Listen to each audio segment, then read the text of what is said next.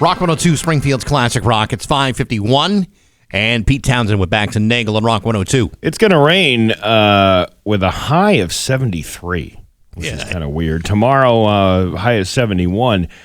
It is 54 right now in downtown Springfield. Hollywood Trash is brought to you by Western Mass Masons. Call them for all your foundation and chimney needs.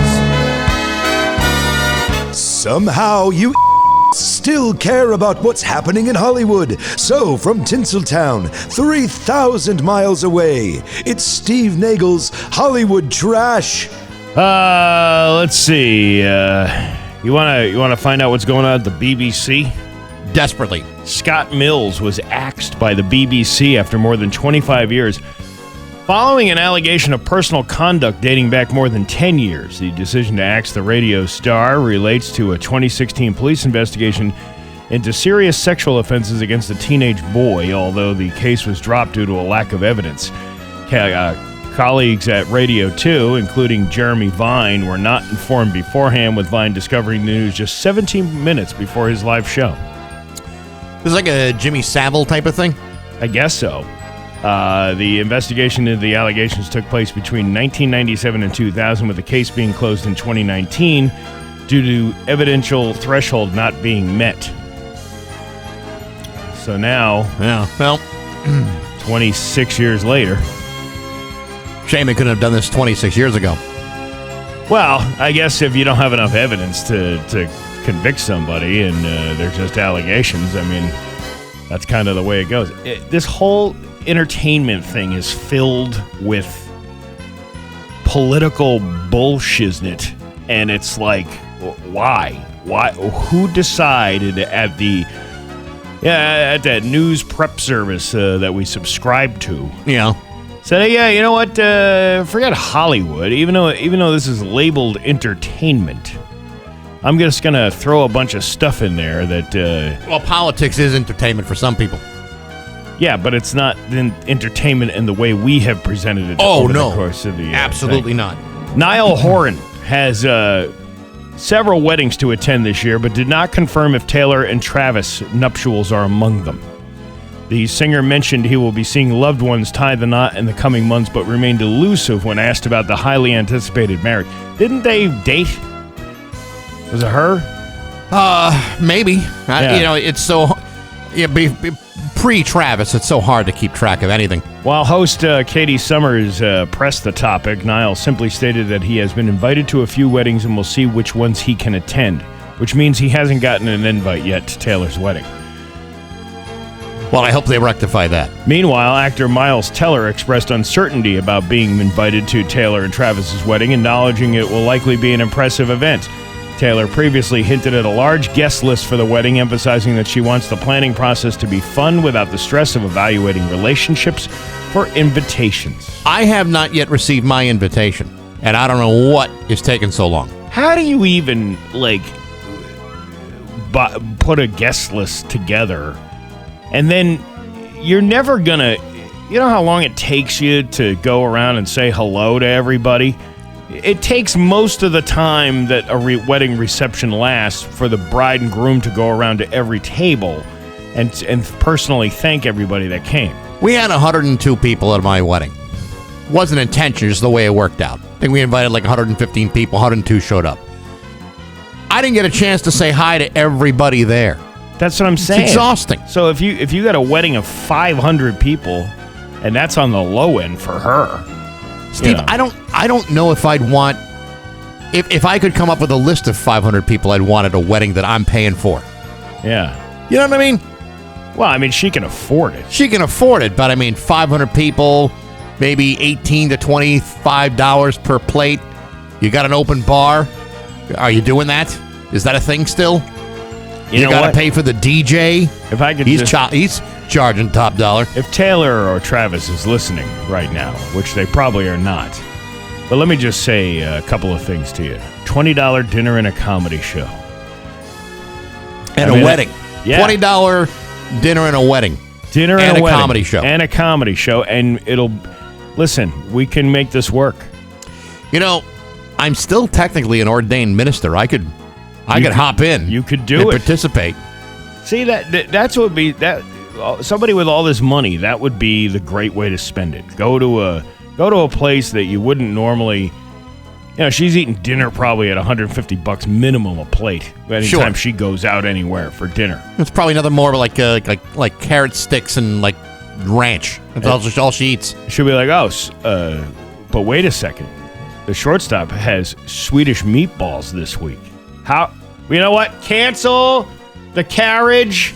Cancel the timpanis. Cancel the violin quartet. I'm not even sure I need 35 bridesmaids for this. Yeah, we can do this. I don't want 35 bridesmaids hoarding all the Swedish meatballs for themselves. And listen, if we don't like the Swedish meatballs, you can always order off the regular menu, too.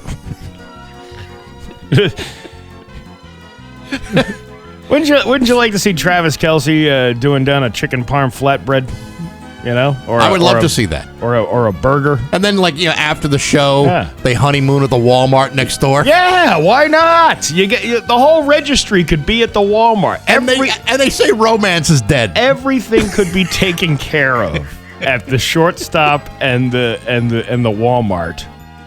Again, $20. That's it. Yeah. Shouldn't be any more than that. I mean, you might have to buy your own cocktails and alcohol unless she splurges for the open bar, which I'm sure he would give you a good deal on. Oh, I'm sure he cut a good deal. Yeah. For 500 people walking into that place? Yeah, and listen, you know what? Forget the centerpieces. There's only a couple of things that people are going to remember. Whether the food was good, the service was good, and whether you had a good time entertainment-wise. We're just going to take that centerpiece and toss it in the trash. Yeah. Oh, man. But an evening of comedic memories with the likes of Steve Nagle, Marty Caproni, Brian Plum. What? That other guy, right? I mean, Mike the lawn guy. Mike the lawn guy, right? And the Hawkman. And the Hawkman. And his entire family of Hawk family. And you know what? You'd probably get extra access with Hawkman being there because, Right. He's got the placard. Low tables, easy access to the bathrooms. Mm-hmm. I think we got. I think we're onto something here. I don't know about you, but and here you are, able to avoid every political story. I did it successfully, right? Kim Kardashian just shared some Instagram pics from over the weekend where she went full cowgirl for the Wild West themed birthday party she got together for her. Really? Yeah. Well, she must have something to say. Oh my God, the last time I went full cowgirl was when I gave Ray J a pedicure while gash smashing his Gagnificent 7 in that sex tape you can purchase on YouPorn for $39.95. You ever see that? No, I haven't seen that. Caitlin? Well, I never got that down and dirty with her mother, Chris Kim, but I once pruned my face in her banana catcher. It was like performing CPR on a wet Shar-Pei. What are you trying to say? What I'm trying to say is by Michael Douglas, that shot so long that when I finally came up for air, it looked like I'd been snorkeling parquet. Butter. Parquet. Butter. Oh, your mother.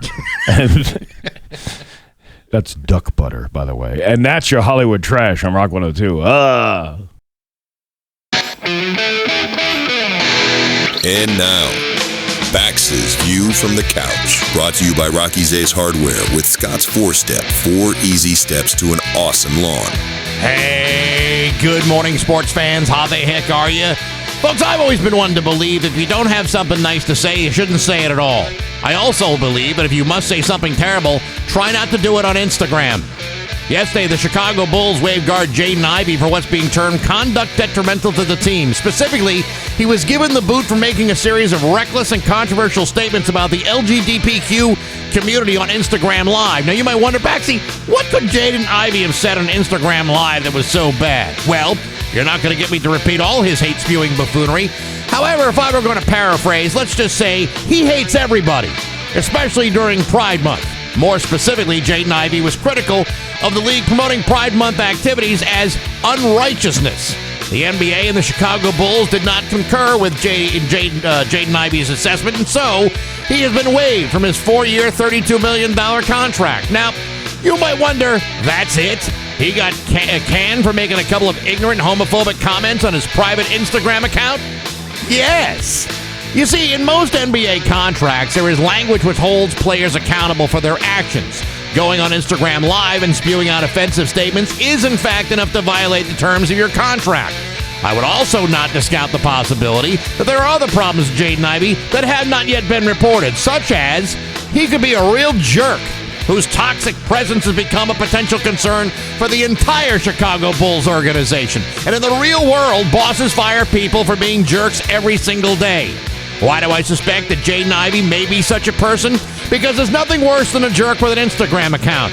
Give somebody access to social media, and it's only a matter of time before they say something stupid. And in this case, he did.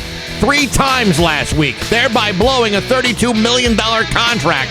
That, my friends, is the very definition of a jerk, and a homophobic one at that.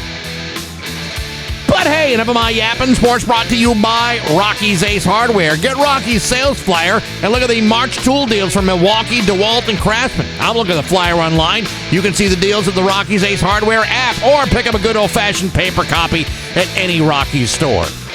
I'm Bax. That's my view from the couch. Rock 102, Springfield's classic rock. Rock 102, Springfield's classic rock at 6:11, and Jimi Hendrix at Bax and Nagle on Rock 102. It is going to be rainy today with a high of 73. It is 54 in downtown Springfield.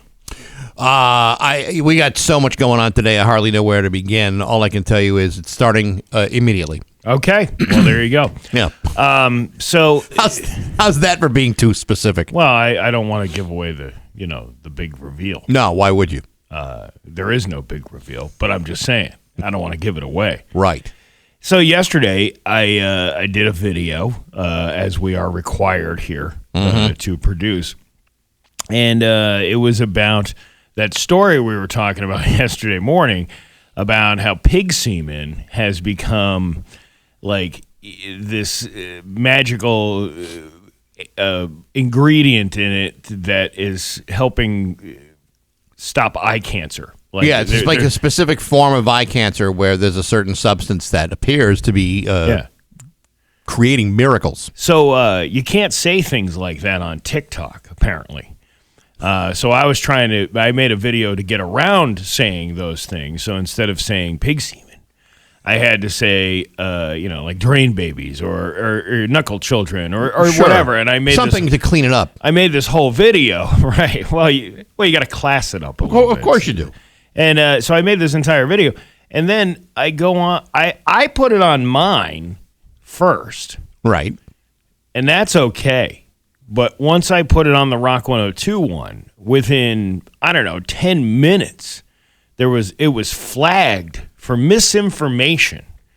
And I'm like, do they not think that gentleman's relish is another word for that? But then I look into it further, and the violation is misinformation about me saying how pig semen cures cancer. Right. Now you're grabbing this information from a bona fide news source. It was a bona fide news source, I believe. It's not misinformation. What was the news source specifically? It was the Associated Press. The Associated Press. Yeah. Their And fake Reuters. news tactics. And Reuters. Reuters. Yeah, I don't know why. More like a hemorrhoiders, if you ask me. I don't know why you'd fake news that. To me, it's the kind of news that I would never just put out there unless I had some corroborating information that says this is for real. So they I don't think they didn't remove the video. They just turned it into privatized it. So I don't know. They want you to fix the information in it. Well, you can't go and just fix it. I bet you if I made something up for real though about pig semen, if I could make something, I bet you they wouldn't even flag it because it's all algorithmic. That's the weird part about it. Yeah. Here you are using some euphemistic terms to describe a certain biological substance. Yeah. That's not the problem. The problem is they, meaning the TikToks, can't corroborate a news story that legitimate news services are promoting. Yeah. That doesn't make any sense to me. That's like big Chinese brother looking over everything. It's not even Chinese anymore. The whole thing has been sold to the Americans. It's big American big brother. And, obviously there's a ton of suppressed information that people will never get on TikTok anymore. and it's being controlled. It's not even like a conspiracy theory. It is definitely being manipulated to a way where they want to kind of gear information towards people. Are you beginning to feel, because I am, and I don't know, I'm sure other people are feeling this way too, that all these algorithms that are supposed to be validating our thoughts are actually doing the exact opposite and manipulating what we get to see, what we get to hear. Yeah. It's basically a form of censorship that's kind of gone way out of whack. So you don't really get a full scope of what goes on in the world. You only get shown the things that they believe validate your opinion, which is ridiculous. Who's they? That's the thing. They don't know who they are. Deep state. It's the artificial intelligence where there is no they. It's just an it. Well, I mean, if you I don't know if I'm misusing or appropriating pronouns or not. I want to be fair, but nevertheless, you know what I'm getting at. Yeah, I get you. I mean, if you really want to scare the living bejesus out of you, go look at news sources from other parts of the world. You may actually find out how bad things really are. Yeah, but otherwise, just sit pretty and relax. And this is the big problem that we have here, is being censored over a story about pig semen, and I cannot believe it. And in a world where we have a free press, for just $10.99 a month, you can get all those stories on any number of news sources, credible ones like the New York Times, the Boston Globe, the Chicago Sun, whatever news organization you prefer.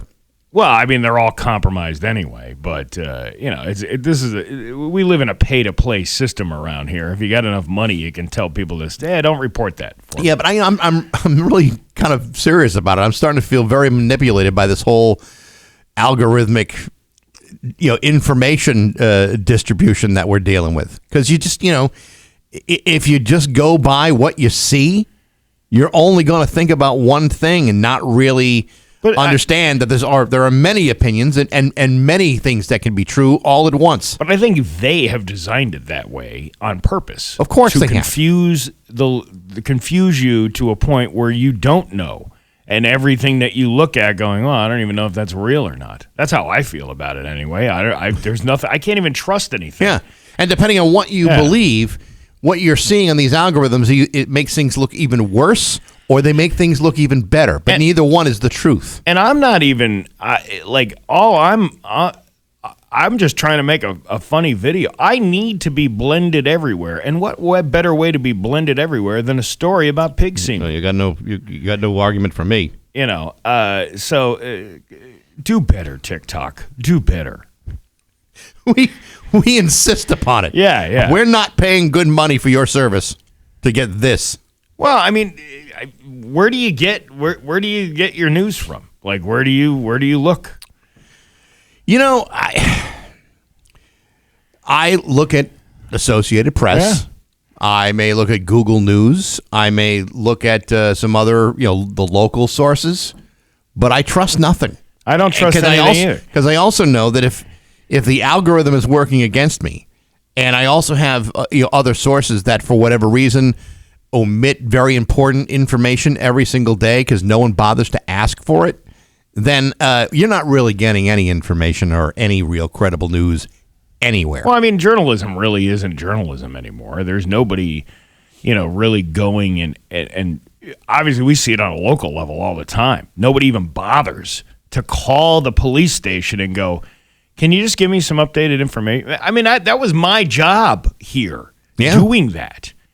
You know, you guys would be like, call the state police and see if that accident is still happening there, because you could never trust what was going on, on local TV. And the state police knew that if we were going to call them, we're going to give out the exact information that they told us without spinning it at all. Yeah. I always liked the guy the trooper who would answer the phone at the Springfield Police Barracks when I would say who I was, and he would go, what now?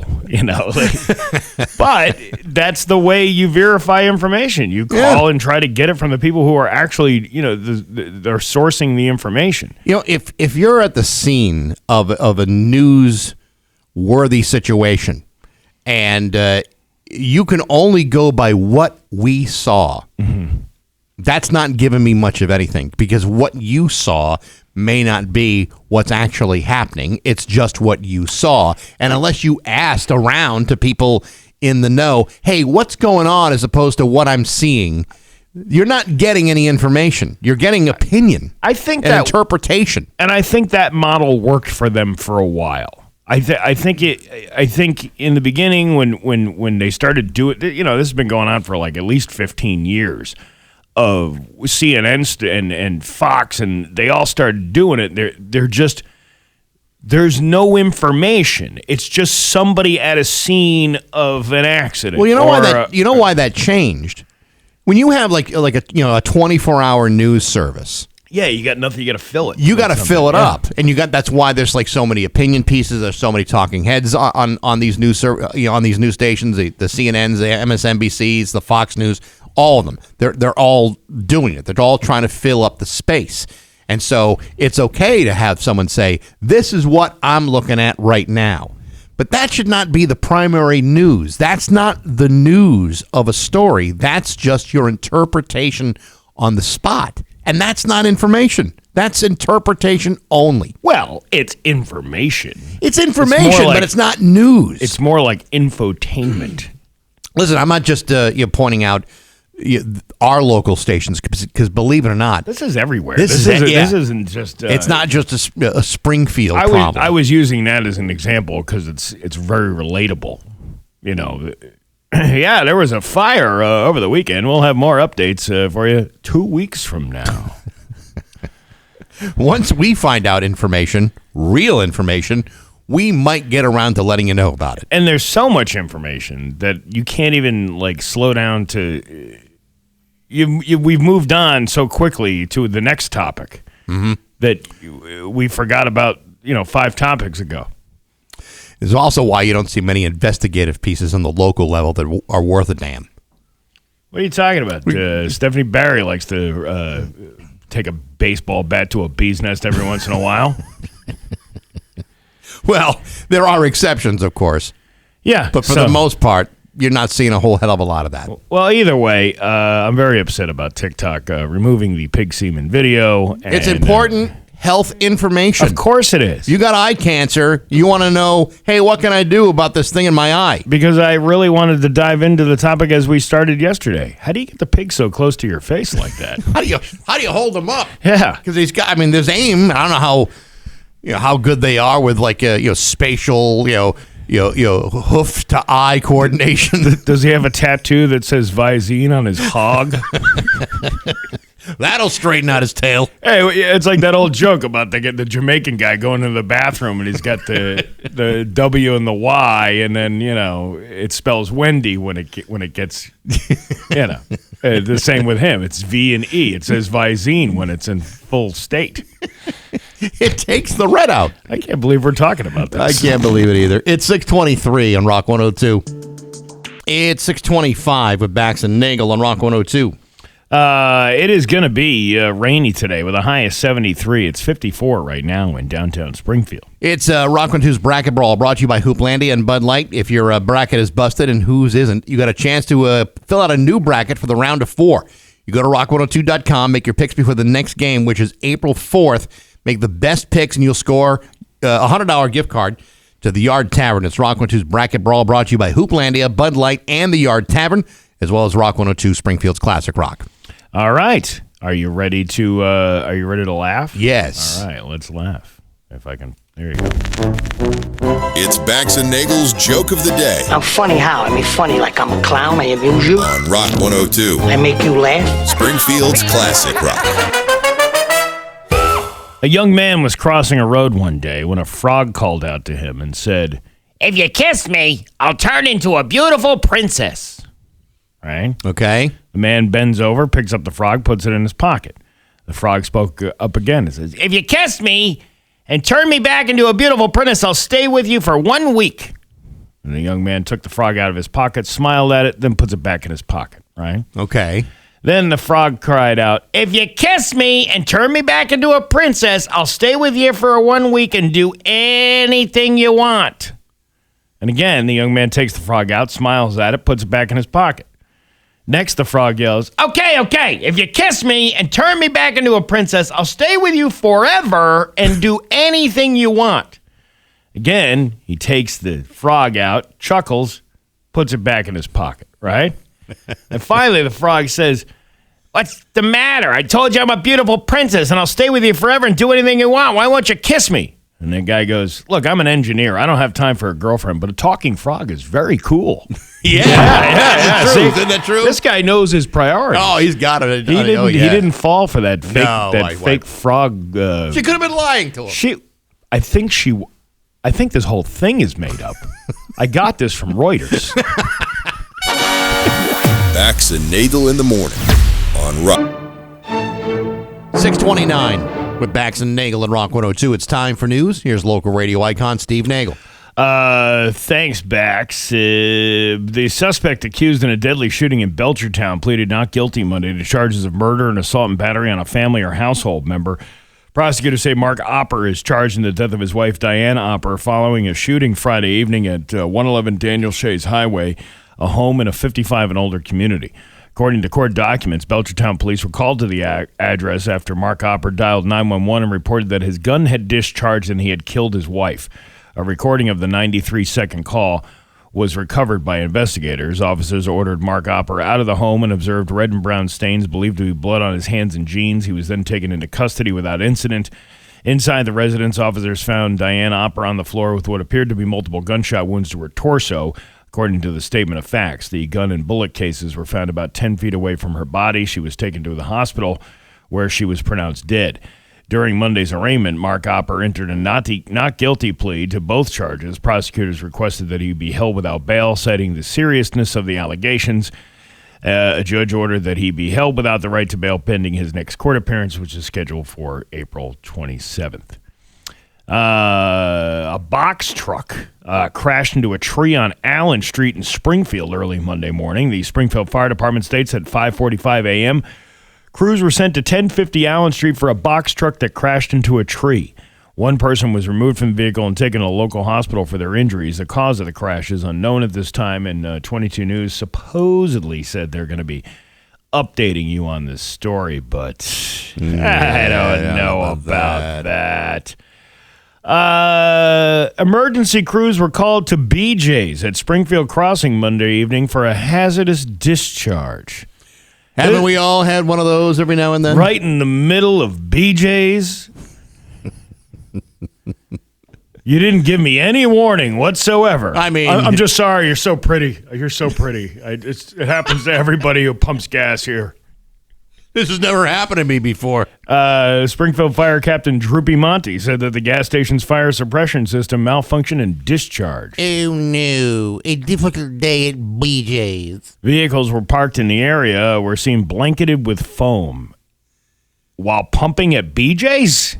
Well, I mean, you know, if you're not given a little bit of warning that there's a little bit of problem. Droopy says the cause of the activation is unknown at this time. We don't know what happened. Well, there was a guy pumping gas, and he got all the way to the end. Yeah. And he just pulled it out and spread it all over the back of the car before he finished. He was pumping away at the BJ's, and, you know, one thing leads to another, and you got a whole sloppy mess to take care of. You know, there's this whole story about how gas prices are really high right now, and home heating fuel is ridiculously high. It's it's almost $6 a gallon. If I could just remind you, as these prices go high, and I'm not going to get into the logistics of that, but we're just faced with that. Mm-hmm. The open pantry needs your help all year long. There is no, it's not just Thanksgiving that we do that event for. And when people, struggling with trying to put a tank of gas in their car, they're also probably struggling to get food on the table as well. So just keep that in mind. And heat their house. Yeah, because we're still not out of the woods yet about this warm. The warm weather is trying to make up its mind. It's going to be 48 as a high on Thursday. Yeah, it's 71 for a high today, so Yeah. you're still going to have to turn the heat on either way. So just keep that in mind when you're out buying some, It's a fine suggestion. cans and goods and all that good stuff. Let's see. There's free online cook classes at Holyoke Community College. And I never have to leave my home. Yeah, Holyoke Community College is restarting a free line cook training program on Monday, giving people a fast track into restaurant jobs at the HCC MGM Culinary Arts Institute. The program is both current restaurant workers looking to upgrade their skills and unemployed cooks seeking a new career. Additional programs start April 27th and May 11th. Actually, I might look into that. Classes now could get you working in a restaurant by May. You know what I made yesterday? What? Smoked chicken.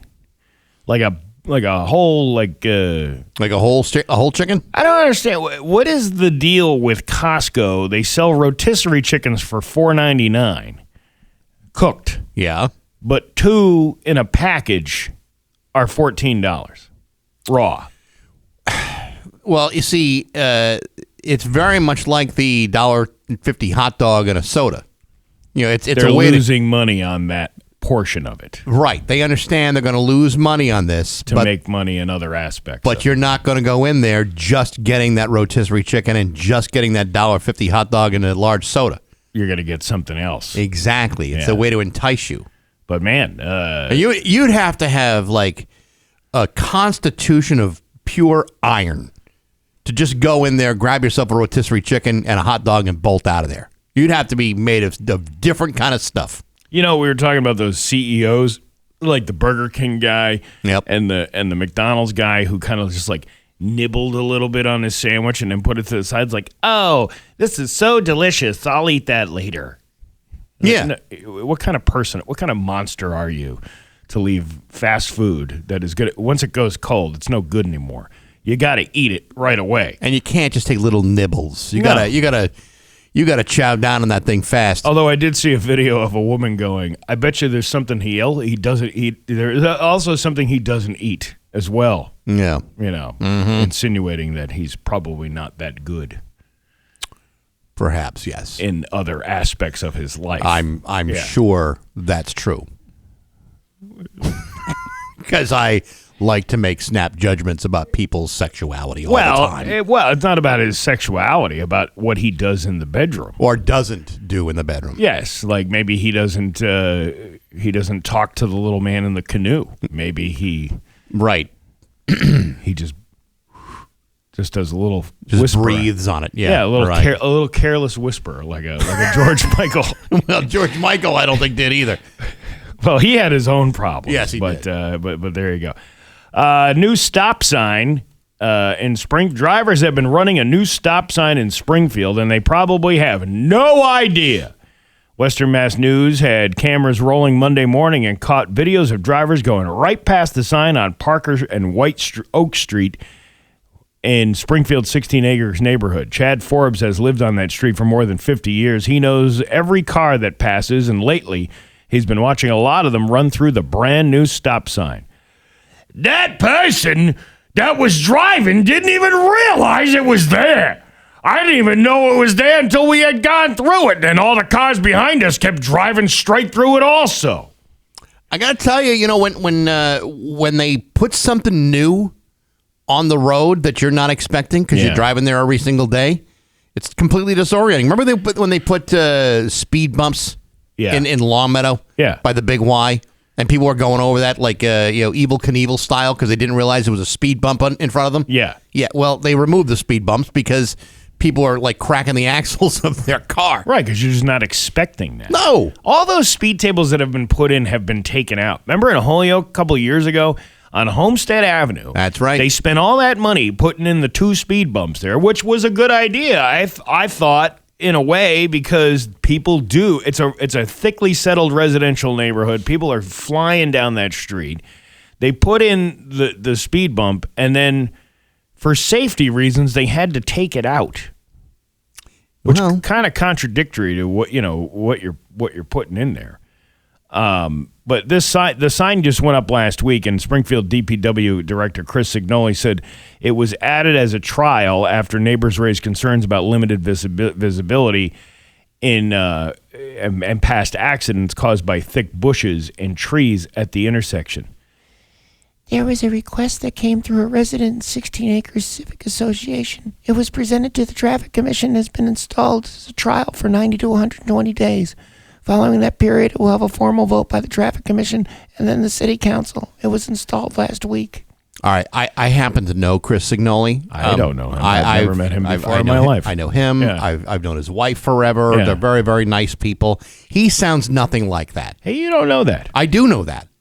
Well, I don't know that. Well, take my word for it. I'm he not doesn't. taking. Look, He fake sounds news. like, You're like every other guy you know. You're the Reuters of Western Massachusetts. I can't take anything you say as fact. I'm the hemorrhoiders. You're the hemorrhoiders. Yeah, Right, I like yes. that. That I'm sounds even I'm better. hanging out. Right, you're hanging out and you're burning every. I'm going scorched earth on this sucker. But they did this in Springfield on, I don't know what the name of the street is. It's not Long Hill Street. It's the one you go up around Long Hill Street that still brings you out to Sumner Avenue. Leet Street. I think it's Leet Street. Okay. By Antonio's.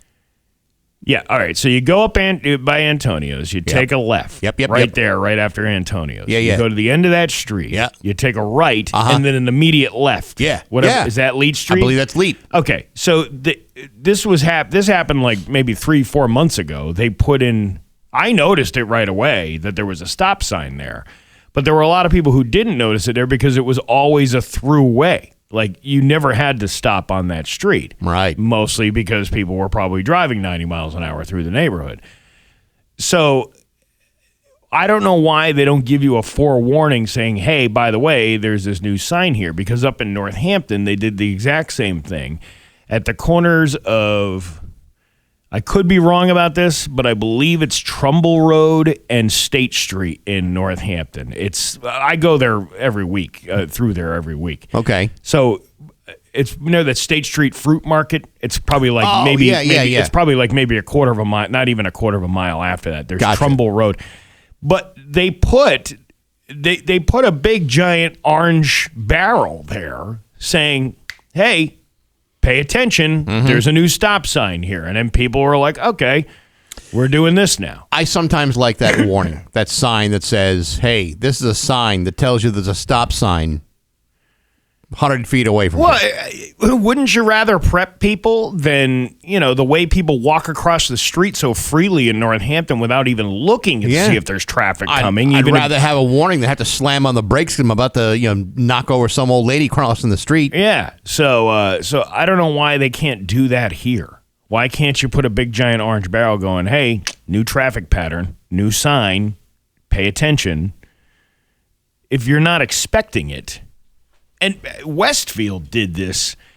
You know that like half a U-turn thing by the Pike entrance? Yeah. Before they built the Panini, the hot table and the Starbucks.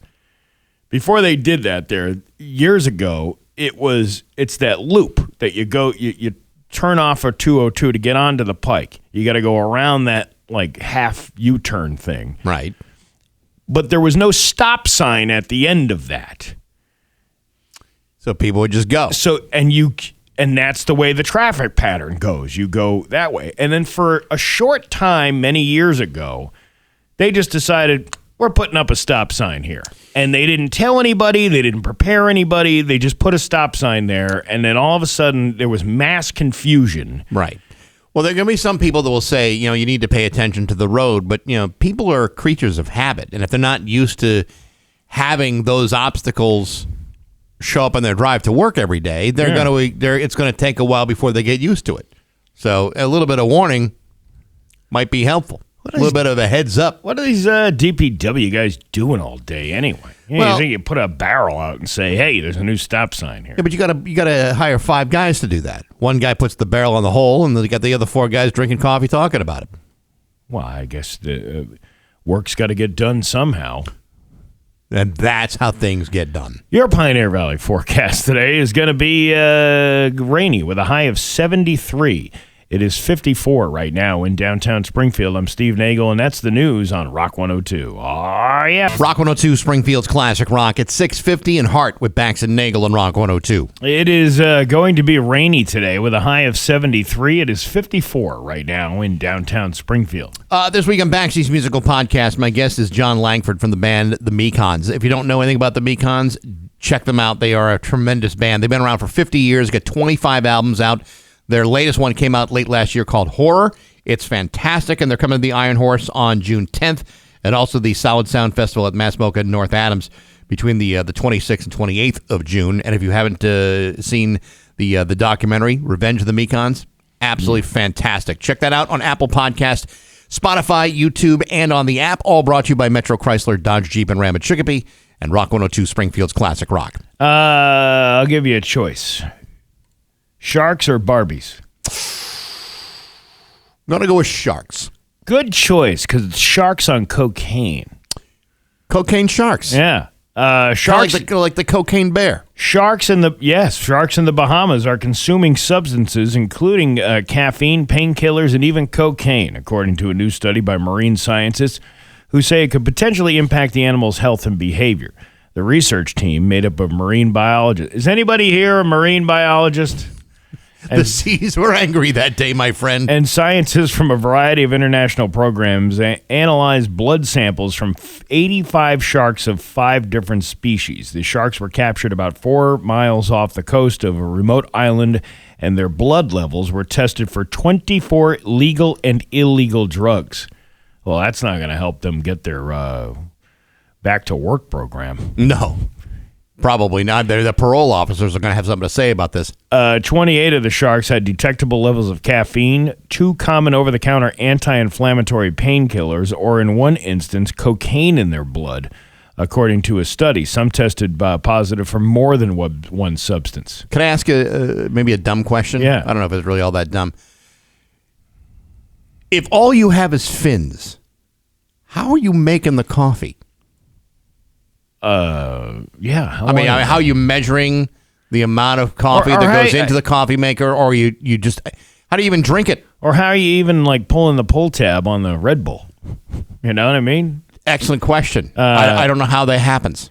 Medications, illicit drugs, and other substances are increasingly recognized as contaminants of emerging concern in oceans and other bodies of water, according to researchers. They noted the areas are undergoing rapid urbanization and tourism-driven development are especially at risk. This is the first study looking at the effect of these contaminants on sharks in the Bahamas. While the detection of cocaine, an illicit substance, tends to draw immediate attention, the widespread presence of caffeine and pharmaceuticals in the blood of many analyzed sharks is equally alarming. I believe it's called analyzed. Well, how do you think they got the sample back? Said lead author Natasha Wozniak, a zoologist and associate professor at Brazil's Federal University. These are legal substances routinely consumed and often overlooked, yet their environmental footprint is clearly detectable. This underscores the need to critically reassess even our most normalized habits. When you pee and you're a cocaine user or you're a caffeine user or any of those, that goes back into the water system eventually. Yeah. And eventually over time, these sharks are consuming that. That's where they're... It's not like a shark doing nose beers at 6 o'clock in the morning getting ready for his shark stuff for the rest of the day. You know, it's weird when you think about this. We've all heard stories like on Shark Week that like a shark can smell blood from a mile away because it's got such a profound sense of smell. I knew a program director back in the 90s that could smell cocaine from a mile away too, and his sense of smell was quite compromised due to the hole he burned in his face. Did he have fins as well? I don't know. He was never able to reach for his wallet, I can tell you that. Yeah, so if you're heading to the Bahamas, watch out for the cocaine-addicted sharks. Is there anything that's not a threat to humanity right now? I really don't know, but I got to believe that maybe that's why some sharks are so aggressive. They're just, looking for, bags of weed or lines of coke or whatever. Like I don't want maybe a cup of a cup of decaf. Yeah, I just feel like, with all the impending doom in the world, I just want to focus on, the happy sharks. But we can't even get happy sharks now. You got sharks that are just, itching for their next fix. Yeah, wearing a lot of medallions and saying "man" a lot. Yeah, I'm taking the broad to the Bahamas for the weekend. We're gonna live it up. Yeah.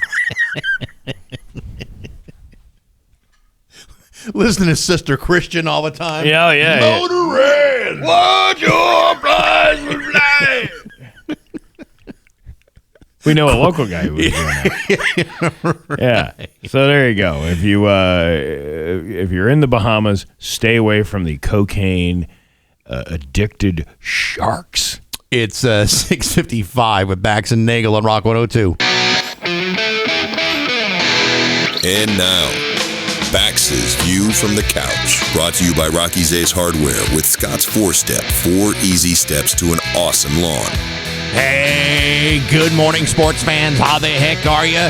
Folks, let's try to peel ourselves away from the madness of March Madness and focus on something entirely different. Let's take a look at the New England Patriots.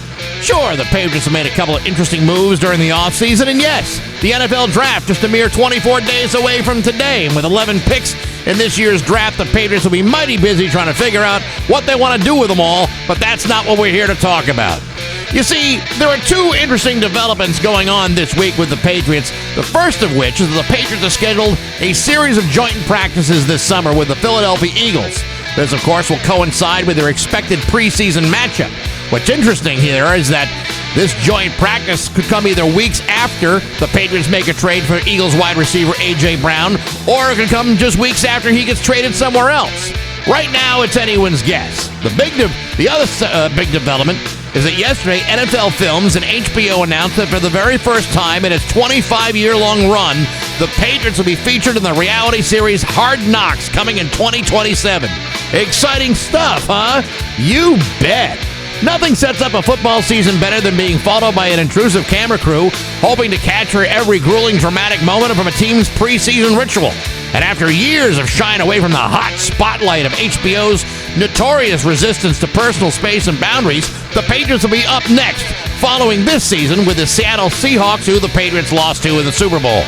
Hopefully, by 2027, most Patriots fans will have found a way to move on from that embarrassing Super Bowl performance and focus on what's to come with the help of an HBO camera crew, which would be great if you enjoy the voyeuristic deep dive into stuff that we probably shouldn't be seeing in the first place. That shouldn't be a problem for me, of course, since I haven't watched a lick of HBO's Hard Knocks in about 15 years, and I don't expect to start doing it now or within the next 12 months. But hey, enough of my yapping. Sports brought to you by Rocky's Ace Hardware. You don't need a big fancy grill. Go to Rocky's for the Weber Spirit gas grill. It's got 450 square inches of grilling space.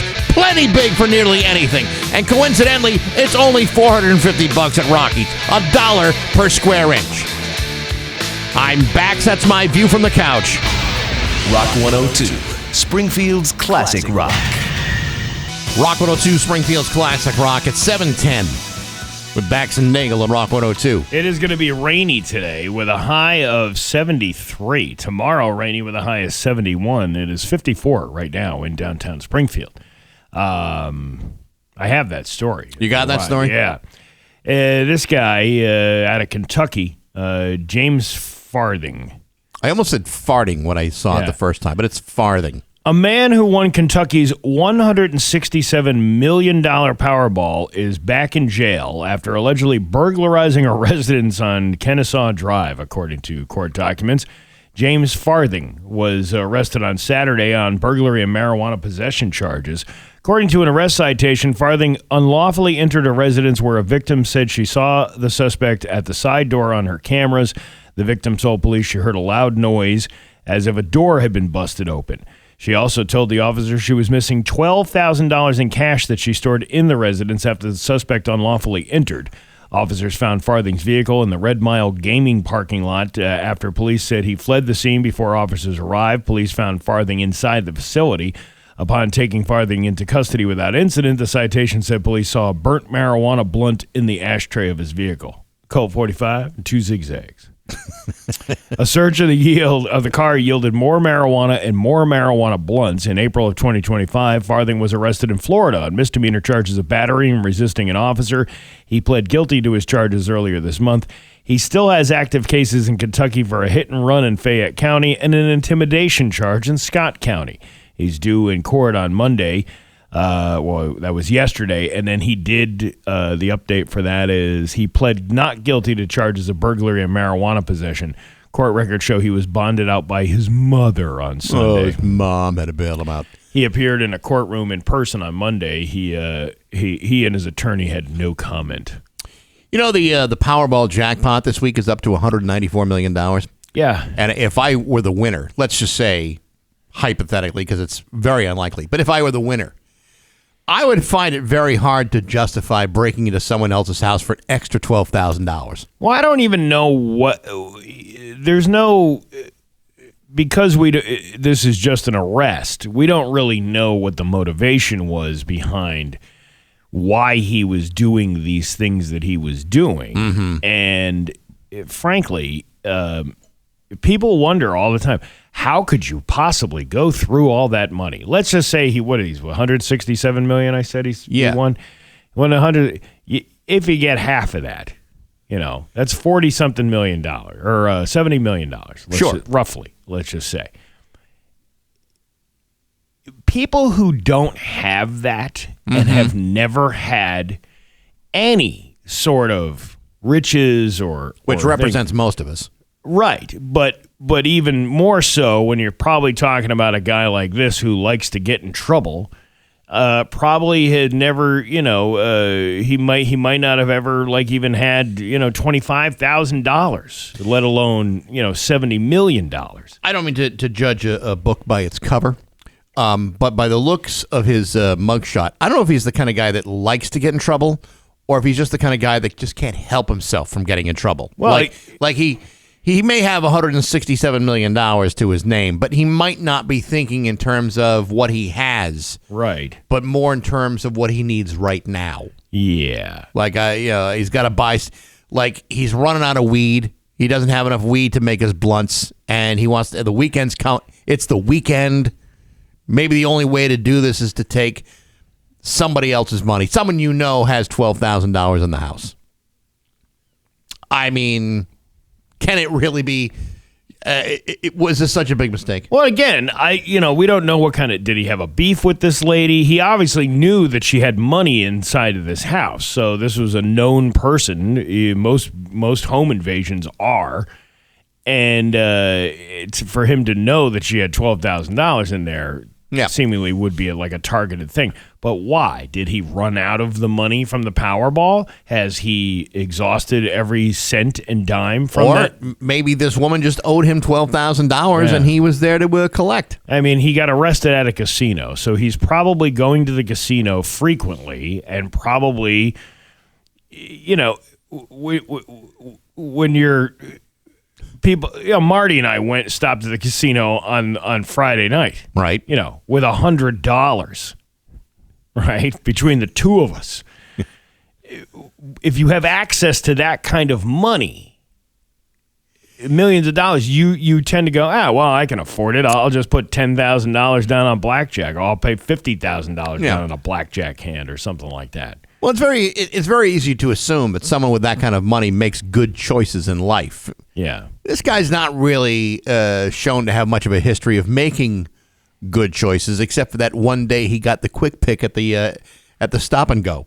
But that way may have been his only good decision in a lifetime of terrible ones. Perhaps. This latest incident of breaking into someone's house and being arrested for the second time in a year? Yeah, we see this all the time, though. How many times? You remember that guy back in 2003? He was a guy from North Carolina. He won this incredible $300 million. That was the highest one ever at the time. Right.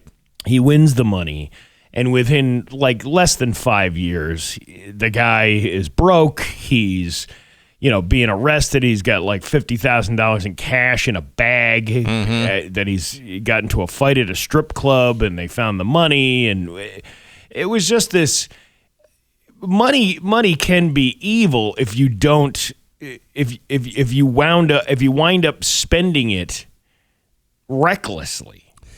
Well, that's true, Steve. But you'd like to think that if you ran into $167 million, that maybe, just maybe, you'd be careful with it. But people are not careful, and people assume that that's an endless amount of money, and it's really, really not. Endless. I would get one of those trust people to claim it for me. You wouldn't even know that I won it. I don't think you'd know that I'd win it either. I think I don't think that I would change my standard of living so much that people would notice that much. You'd probably retire. Oh yes, I'd quit immediately. Right, but you're not going out and buying luxury yachts and all of these things. I wouldn't even buy a rowboat. Yeah, but some people don't have that in them. Some people, it's like, live it up, dude. Yeah, well, I guess. I mean, if you're smoking weed by the blunt in a place like, I don't believe like Kentucky is a marijuana friendly state, but I mean, no, they're a meth friendly state. Yeah, well, even that's illegal. That's an illegal thing. Don't they sell recreational meth in Kentucky? Yeah, but not legally. I mean, are you sure about that? No, I'm pretty sure it's not legal. I would just, I like to think that if I won, I would make better choices. In my life. Because I tend to make very careful choices. But you say that until you get that giant pile of money and you want to swim through it like Scrooge McDuck and just count your coins. And by the way, how did Scrooge McDuck never hurt himself diving into a pile of gold coins?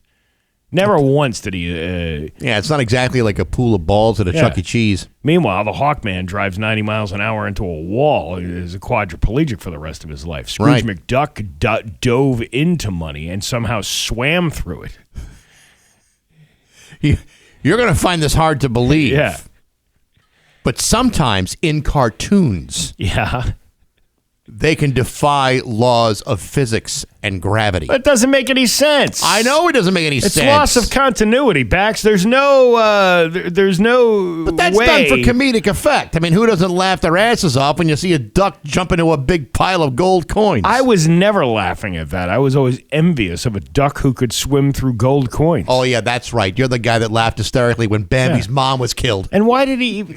I did, actually. I mean, why did he even bother putting on one of those old-timey bathing suits? He used to, Scrooge McDuck would go so far as to put a diving cap on. Yeah. And then have that, 1920s bathing suit thing, and then dive headfirst into a pile of hard gold coins, yet seemingly not be injured by any of it. I'll go one further. Yeah. What about his nephew? Donald, the one that never wore pants, not arrested once. Then I don't think any of them wore pants, did they? Mickey had shorts. Mickey did, but as far as Goofy wore long pants. As far as the ducks go, I don't think any of them had pants. You hanging out with a bunch of dudes, right? And one of your friends, the duck, goes through his entire life not wearing not even owning a pair of pants. Yeah, never seen that duck wearing a pair of pants. If you walked around Springfield right now, you walked the back nine of Franconia, you'd be arrested for not wearing pants. Especially since you're supposed to wear a collared shirt. I am looking at a picture. Yeah, I'm looking at pictures of DuckTales. None of the men ducks have pants. The girl duck, though, has a skirt, which is weird. And there was that other guy. I think he had pants. Which guy? The big duck I can't remember his name in the show. He was like the one that flew helicopters and all that. So he was like a pilot. Oh, yeah. And he always had like an airman suit on, with the scarf and the goggles and all that other stuff. But he had pants. I guess. Well, there's a duck that had some sense of humility, whereas Donald Duck wore no pants. And why did ducks need what was the need for helicopters when you're ducks? You can fly.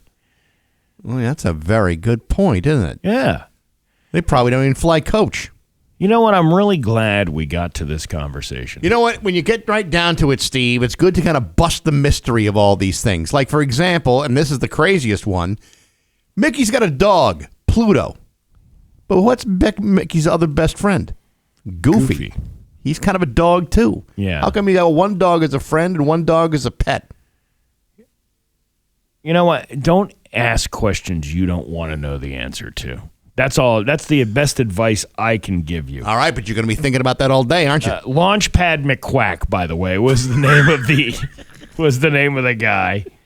Launchpad McQuack. He was the guy that took them around and flew them around and do it. He flew other ducks in a helicopter. It makes no sense. Yeah, they can fly south for the winter, but they're flying on Southwest. Yeah, please. They're flying on Spirit, is what they're doing. Well, this guy couldn't. He was like this. He was this fangled pilot. Like he couldn't keep. That was the whole thing. He was. It was crashing all the time. Steve, this may very well be the very most important conversation you and I have ever had. The depths of DuckTales and what it means to the rest of pop culture. Why has it taken till 2026 for us to finally get around to talking about these grand mysteries? Because we were just fed information back then. We were just, here, this is the way things are. We were fed a stack of lies is what we were fed. Yeah, and now when you pull out the Michael Eisner files, you find out that Launchpad McQuack wasn't even a pilot. No, but he was the one bringing everyone to Epstein Island. Yes. That's the one. Eisner Island. Oh, well, we're in the Island. Disney realm. I'm going to a different island. Yeah. Ooh, look at the time. 7:23 on Rock 102. Delicious. It's 7:26 at Bax and Nagle on Rock 102. Rainy and 73 today, rainy and 71 tomorrow. It's 54 right now in downtown Springfield. The Rock 102 Golf Club is back, brought to you by Surfside, Sunshine in a Can. Get deeply discounted rounds of golf at some of the area's great courses. And this year you can get two different options, the North Card or the South Card. You can get one, you can get both. There's no rules other than the rules of golf where you got to wear the collared shirt. You're paying less than $20 a round, though, and that's the important part. The Rock 102 Golf Club, brought to you by Surfside, goes on sale now at the Shop 30 store at rock102.com. There you go. And it will sell out, by the way. These are two great packages. I don't. I'm not a big golf fan, but I want to try it more. You've played before, though. Yeah, I'm not very well. I'm not very good at all. Most people that don't play are not good. Like, I mean, I literally have not played in over a decade.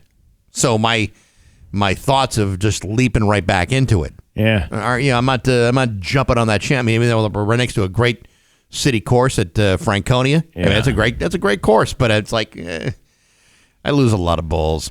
What if I just took a bunch of edibles and went out on the course? Just stood there in one spot for hours on end.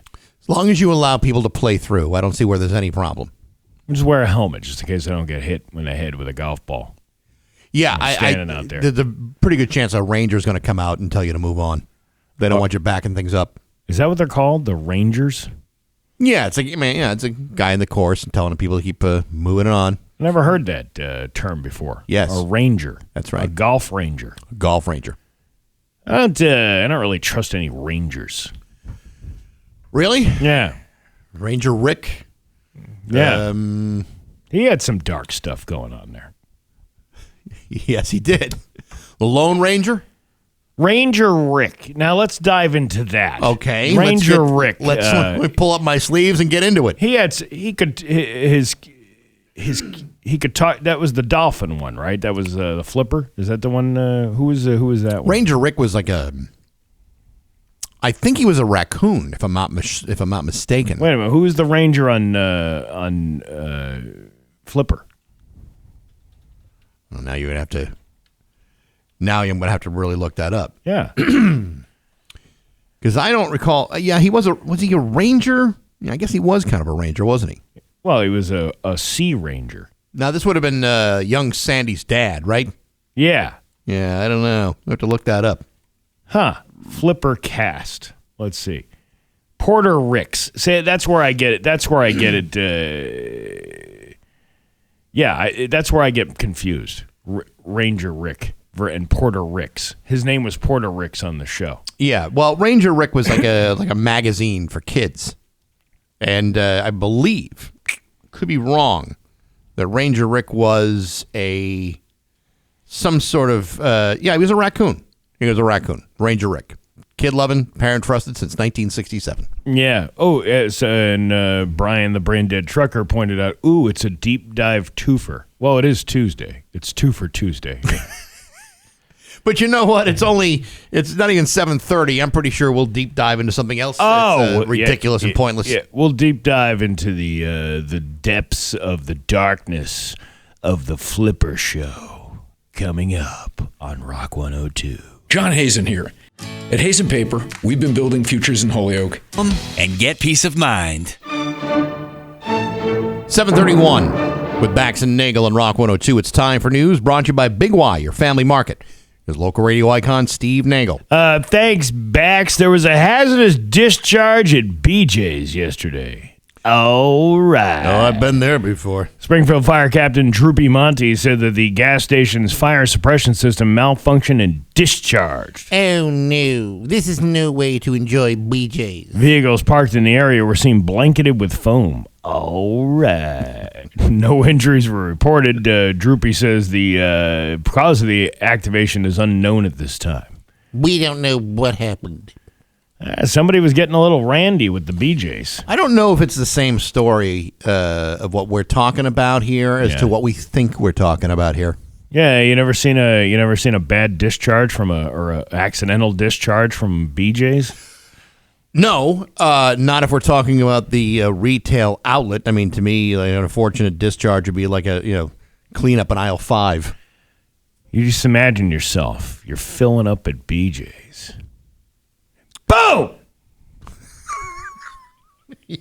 All of a sudden, you're covered in white stuff. Yeah, you were like, how did I get this on me? Wow. What am I, an animal? And again, it's the apology. I'm sorry. That Hobby Lobby is just so pretty over there. Somebody went in there and spelled the word penis with the letters that they have on the shelf, and I just lost it. Is that open yet, the Hobby Lobby? Oh, yeah. Is everything open over there now? I don't know if everything is, but all the bigs are in there now. Yeah, I have my level of interest is not great enough for me to go out of my way to go up to Boston Road on the way home to see if any of that is open. See, for me, it's a pretty quick drive. Yeah. Yeah, I mean, Stony Hill Road, boom, I'm practically there. A quick drive that you still haven't gone and seen whether or not all those stores are open. Well, I mean, I was in the BJ's a couple weeks ago.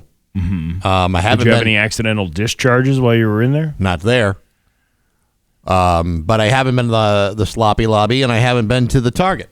So, or the Chipotle or the Chick-fil-A. I've managed to avoid much of what's there.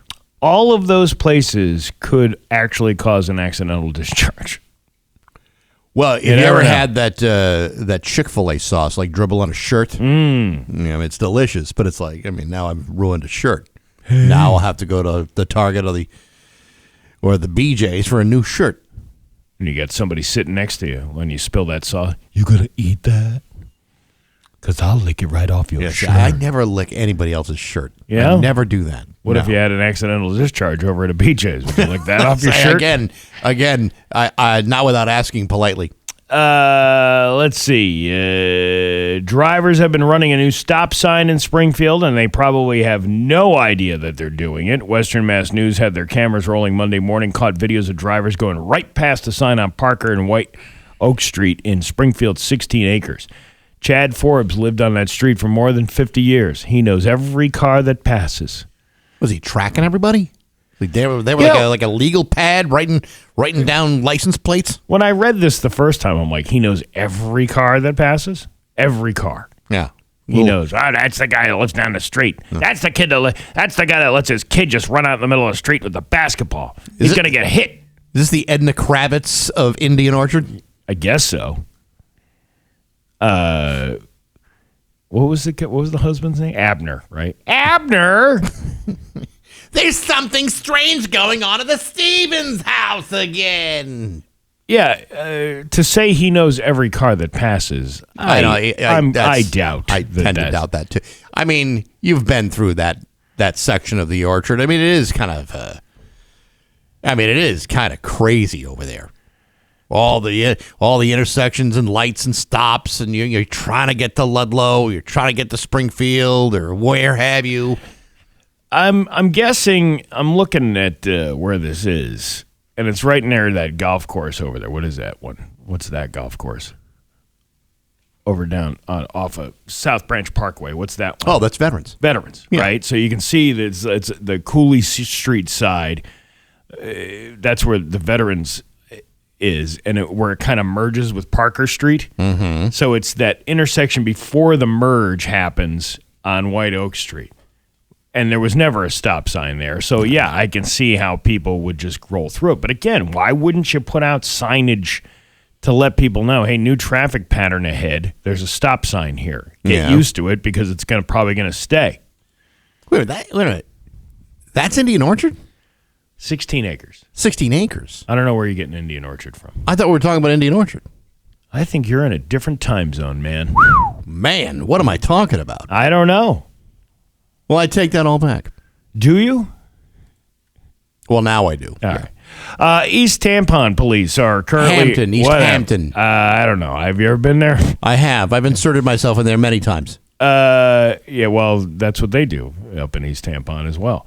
Currently conducting an ongoing narcotics investigation, Western Mass News was alerted to a large police presence on Picard Circle in East Tampon over the weekend when the crews are...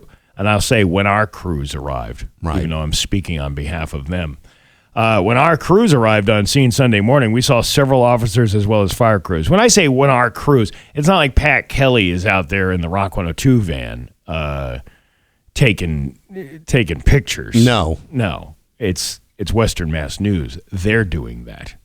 Officials were also... I don't know if Pat Kelly is allowed in a van to take pictures. Officials were also entering and exiting the house wearing hazmat suits and gas masks. Mm-hmm.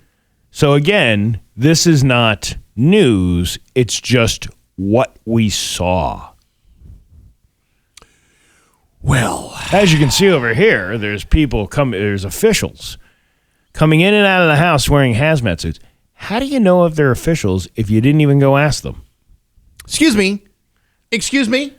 Are you hazmat officials? Yes, I am. All right, fine. That's enough for the story. That's all you need to know. Wouldn't the next question be what kind of hazardous materials are we looking at? Well, officers say there's no threat to the public at this time.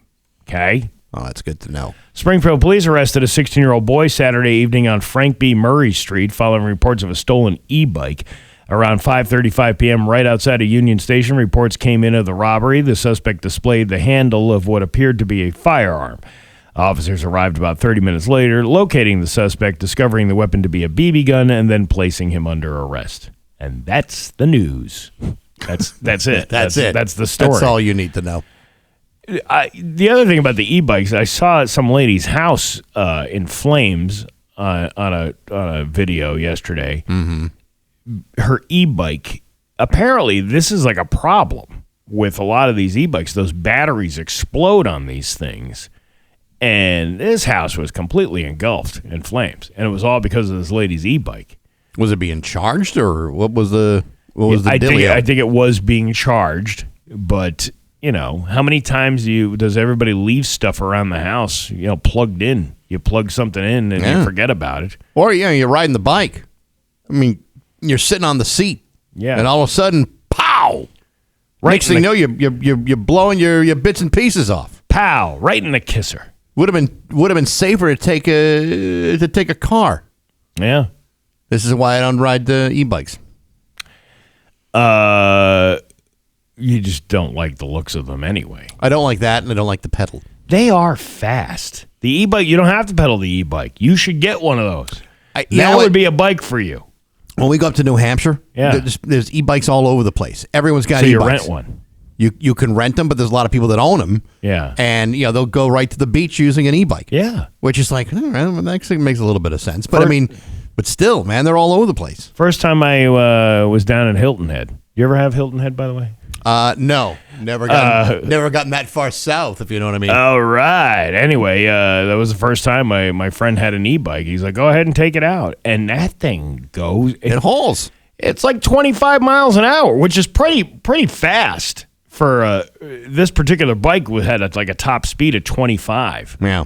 And that was a little too fast. It's not your perception of driving something or riding something is way different when you're in you're on a bike. You're not in a car. Yeah. And 25 miles an hour is pretty damn fast on a bike. I almost killed myself several times on that ride. Steve, maybe you need to get some help.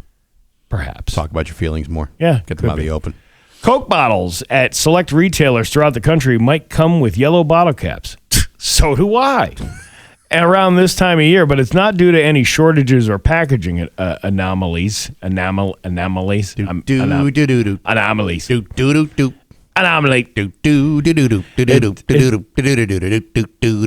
It simply means they're kosher for Passover. I didn't know they made kosher Coke. I didn't.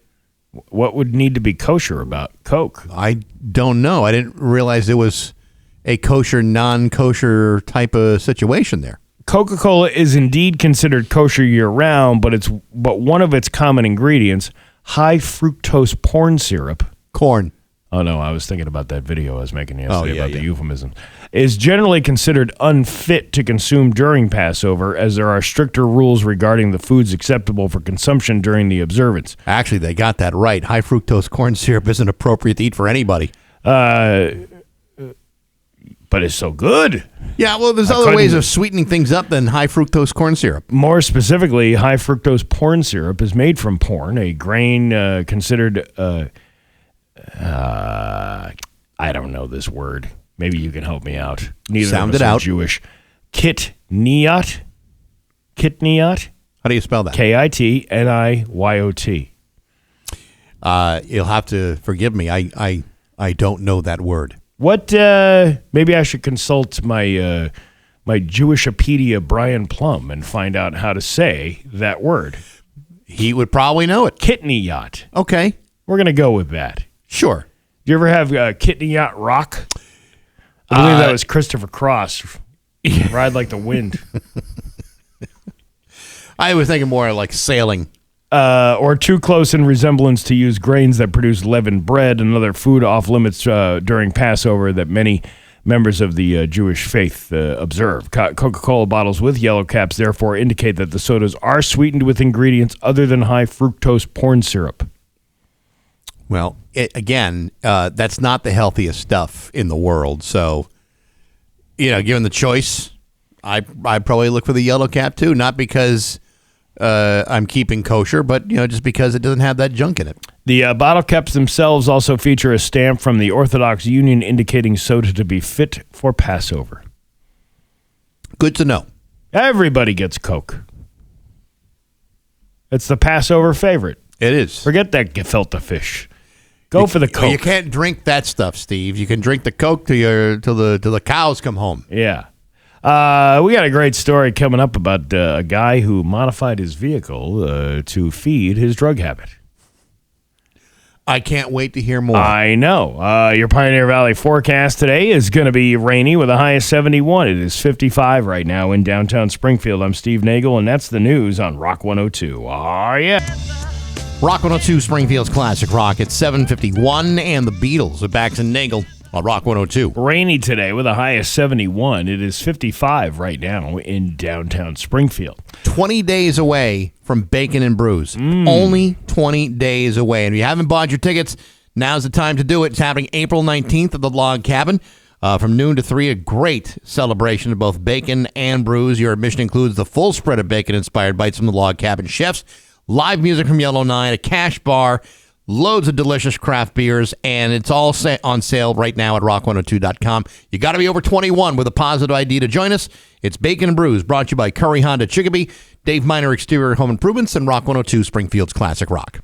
A police chase in Washington State led to authorities finding a truck that allegedly had a custom bong built into its dashboard for in-transit drug use. It also resulted in the 98th arrest of the truck's alleged driver. 98 times. I don't remember being arrested 98 times. Of course, I was probably too high to remember the first 96. Oh, dude, you were gorked out the entire time. According to a Facebook post from the Thurston County Sheriff Derek Sanders, the pursuit began when his office received information that a pair of organized retail theft suspects were fleeing north on I-5 into Thurston County. From Lewis County, these suspects had allegedly gone on a crime spree using stolen bags from one store to steal even more merchandise from another store. The pair was also involved in a theft in Lacey just 3 days prior, for where they were not apprehended. This time, one of the deputies spotted the suspect vehicle on I-5, but before emergency lights were engaged, the truck fled, going into downtown Olympia at high speeds. Within minutes, deputies and the sheriff began a pursuit as the truck began blowing through intersections. Blowing through intersections? Can you do that? That's some fancy driving. That is some fancy driving. Yeah, the pair were also involved in a theft where they were not apprehended. Where was I? I lost my spot here. Yeah, both suspects were taken into custody at gunpoint. It was when they did the search of the vehicle. The man, identified as the driver of the truck, was charged with driving under the influence, eluding, and possession of narcotics. He's also expected to face organized retail theft charges. The suspect had a custom bong device built into the dash of the truck so he could comfortably smoke drugs while driving. That's like even beyond a special cup holder for your booze. Yeah. A search warrant was also obtained for the blood of the driver for DUI prosecution. In addition to the bong, Sanders said meth, heroin, and fentanyl was also found in the truck. Prior to his arrest, the alleged driver had been convicted 4 times for thefts and also reportedly had 27 misdemeanor convictions and 97 prior arrests. Wow. But he's smart enough to figure out a way to make the bong almost like an interlock device. Yeah. Like you can't start the car without doing a couple of shots off the bong. Well, you can't get your day going without a little binger to brighten up your day. Yes, you're absolutely. It would almost be irresponsible for him to not put that in the car. All I can think of is, did you ever see that movie PCU with Jeremy Piven and I don't know if I did. David Spade and what's his name? Jon Favreau he played this stoner called Mersh. Okay, and he went over and he went to another guy's house who's just said, "Hey, just a little binger to brighten up your day." And he wound up getting so stoned that I can't even say the line that he thought the old lady was talking to him. She said, "Can you show me where the campus is?" But he thought it was, "Can you blank me where the Pampers is?" And he's like, "What?" That's kind of how I'm picturing this truck driver smoking a bong while he's rolling down the highway. As crazy as it is, and as many times as he's been arrested, I have to applaud his ingenuity. Yeah, well, how many times have you been in an intersection and you smell a big waft of weed coming back at you from the car ahead of you? Every single day. Yeah, what is that? I have no idea. Because if there's that many people smoking weed driving around, how many people are drinking driving around? And you're just not smelling it.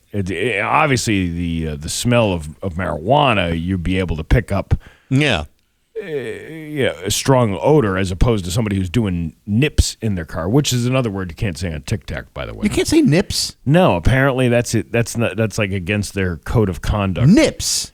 Yes. I suppose there are a couple of connotations that might be seen as, gratuitous or offensive. What? But I wasn't. I wasn't referring to that. I was referring to little alcohol bottles that people have called nips for the longest time. I know that, and you know that, and most people with half a brain know that. But you're talking about an algorithm that's in charge, not actual human beings. I wasn't talking about any sort of body part, nor was I making any sort of racist statement, which I didn't even know that was a thing until I looked it up. After TikTok was like, "Oh, this is offensive." Well, what's offensive about? What's more offensive is the nip bottles being thrown out on the front lawn of my house. You're right about that. That's the most offensive thing. But yeah, going back to this guy, what a go-getter. That's a guy who's really into his marijuana. Yeah, that's the kind of guy that could easily convert like a fridge into like a beer tap. Yeah. The kind of guy that could turn probably makes his own furniture using empty cases of beer and a 2x4, a couple cinder blocks, and there you go. We used to do that with the bar boxes. Yeah, but that's the kind of ingenuity that this country was built on. Well, as smart as he is, he's kind of dumb because he got caught 98 times. Another failure of the Steve Nagle College of Criminal Knowledge. Fool me once, shame on me. Fool me 98 times, the whole system is busted. How do you keep getting? I mean, if you have 27 misdemeanor convictions, at some point, does a prosecutor not ask, hey, this guy's been arrested quite a few times. He's had 27 misdemeanors. I know they're misdemeanors, but still. Yeah, there is a chance you might not be very good at this. Well, I don't know. These truck drivers are trying to pull a fast one on everybody. It's 7:58 with Bax and Nagle on Rock 102. Yeah. For more details. And now, Bax's View from the Couch, brought to you by Rocky's Ace Hardware with Scott's 4-Step, 4 easy steps to an awesome lawn. Hey, good morning, sports fans. How the heck are you? Folks, I've always been one to believe that if you don't have something nice to say, you shouldn't say it at all. I also believe that if you must say something terrible, try not to do it on Instagram. Yesterday, the Chicago Bulls waived guard Jaden Ivey for what is being termed conduct detrimental to the team. Specifically, he was given the boot for making a series of reckless and controversial statements about the LGBTQ community on Instagram Live. Now, you might wonder, Baxi, what could Jaden Ivey have said on Instagram Live that was so bad? Well, you're not going to get me to repeat all his hate-spewing buffoonery. However, if I'm going to paraphrase, let's just say he hates everybody, especially during Pride Month. More specifically, Jaden Ivey was critical of the league promoting Pride Month activities as unrighteousness. The NBA and the Chicago Bulls did not concur with Jaden Ivey's assessment, and so he has been waived from his 4-year, $32 million contract. Now, you might wonder, that's it? He got canned for making a couple of ignorant, homophobic comments on his private Instagram account? Yes! You see, in most NBA contracts, there is language which holds players accountable for their actions. Going on Instagram Live and spewing out offensive statements is, in fact, enough to violate the terms of that provision in the contract. I would also not discount the possibility that there are other problems with Jaden Ivey that have not yet been reported, such as he could be a tremendous jerk whose toxic presence has been a potential concern for the entire Chicago Bulls organization. And in the real world, bosses fire people for being jerks every single day. Why do I suspect that Jaden Ivey might be such a person? Because there's nothing worse than a jerk with an Instagram account. Give somebody access to social media and it's only a matter of time before they say something stupid. And in this case, he did. 3 times last week, thereby blowing a $32 million contract. That, my friends, is the very definition of a jerk. And a homophobic one at that, too. But hey, enough of my yapping. Sports brought to you by Rocky's Ace Hardware. Get Rocky's sales flyer and take a look at the March tool deals going on right now from Milwaukee, DeWalt, and Craftsman. I'm looking at the flyer online. You can see the deals at the Rocky's Ace Hardware app or pick up a good old-fashioned paper copy at any Rocky's store. I'm Bax. That's my view from the couch. Rock 102, Springfield's classic rock.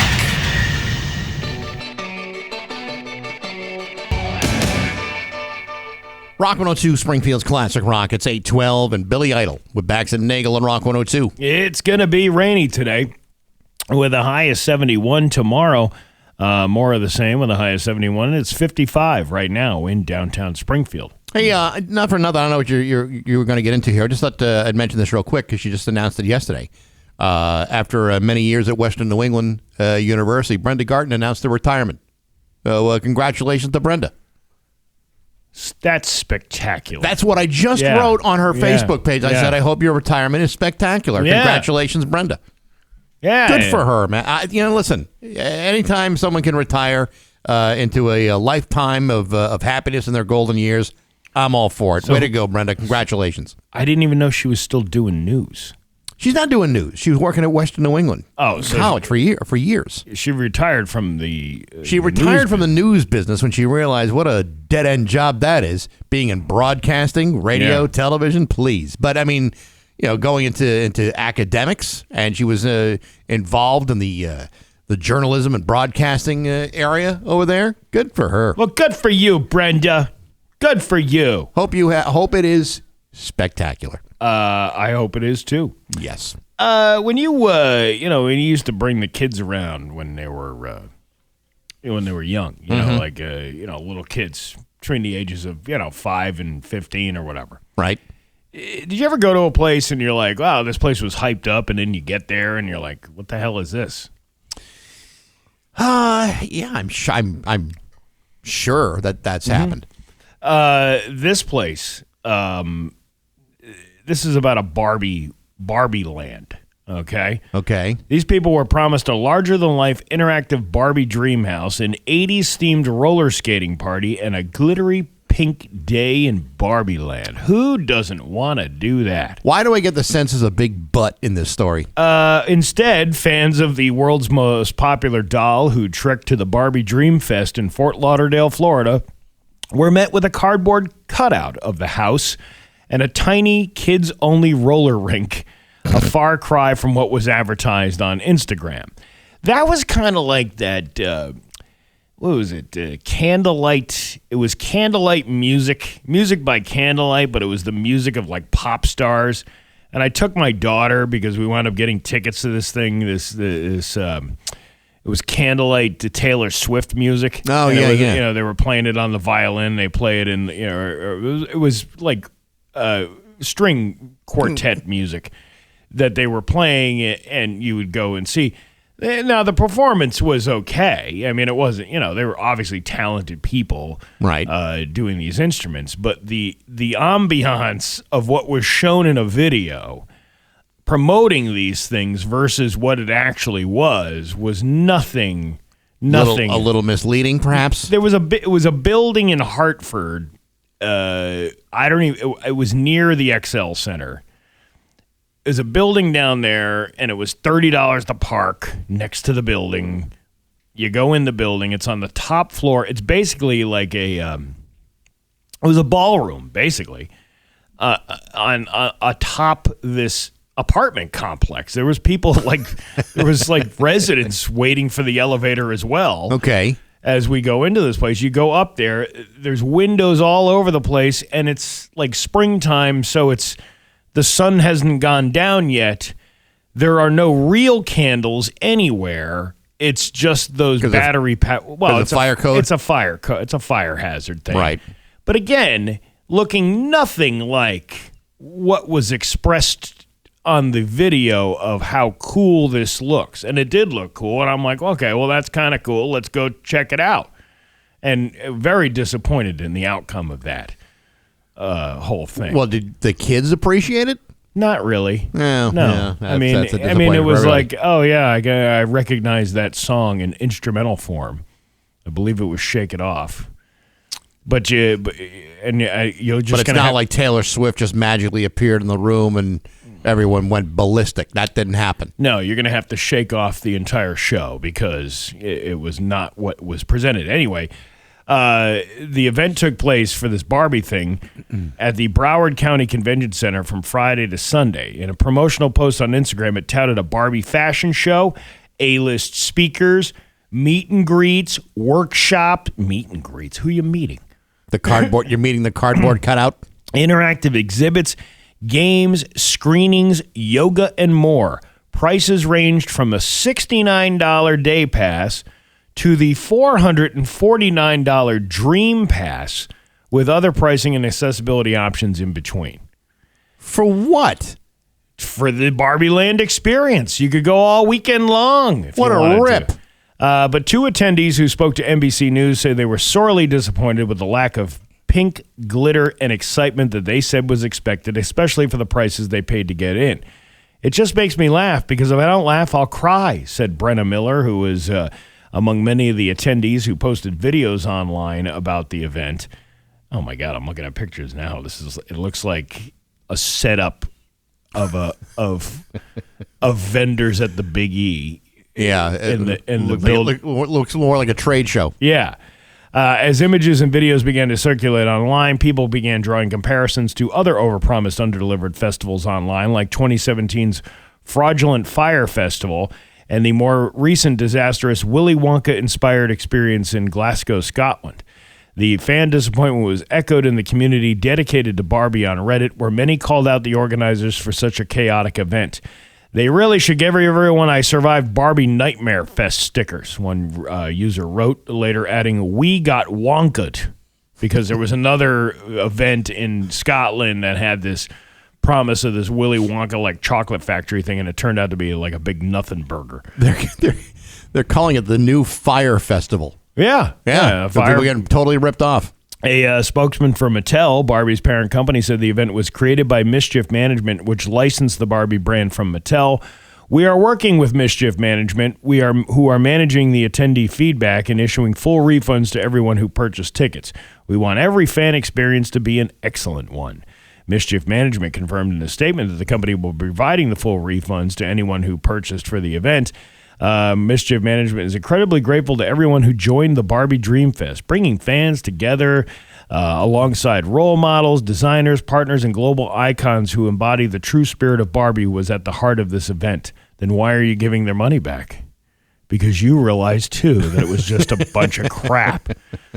Misfit Toys Communications, which helped announce the event in conjunction with Mattel, said in an email that the company terminated its contract with event producers in October due to lack of payment and are concerned that the event was not shaping up to be what it was originally described. I'm actually on the Barbie Dream Fest website, and there's no pictures. Yeah. All it says is, "Thank you for joining us at the Barbie Dream Fest. Please contact help@barbiedreamfest.com with any questions." Here's my question: how come I spent $400 to get ripped off by Barbie? I don't know. This one lady, a social worker from upstate New York, says she found her home in the Barbie community. What? Oh, my God. Found your home in the Barbie community.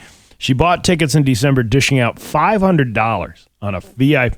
Okay, you're an idiot to begin with. I'm sorry. You have the option of a $69 ticket to get you nothing less than what you would pay for $500. Why would you spend $1 over $69? That was the Dream Pass. Now, costs of flights and hotels were not included in the ticket price, but from the jump, Miller, who's 40 years old, said the event was unorganized. There was no separate line for VIPs to enter, and as she walked in, she was given multiple Barbie merch items to hold, but workers told her they did not have bags for the items.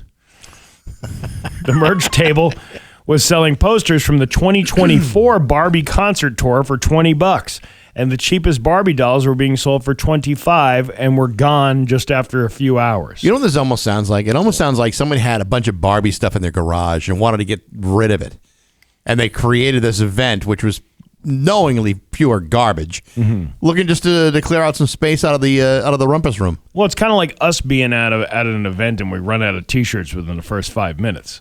They ran out of all the Barbie dolls. Right. Miller said she paid more to sit. All right, okay, but in fairness, we do give away good koozies. The best koozies. The nicest koozies ever. Anything with Dave Miner's name on the side of it is a home run. Miller said she paid more to sit in the front during speaking events, but no one even checked her ticket when she took the seat. So anyone could have taken that seat. Yeah. Alexandria Dugan, who's 33, described similar frustrations. She went to Barbie Dream Fest with her sister and niece, who were celebrating her 7th birthday. Each adult spent $70 for the day and an additional $30 for the kid. But the trio only ended up spending about an hour at the convention center before leaving for the day. The event was supposed to be open from 9 a.m. to 6 p.m. The hall was humongous, and the event company couldn't fill it, leaving empty floor and unimpressive displays while vendors had set up stands.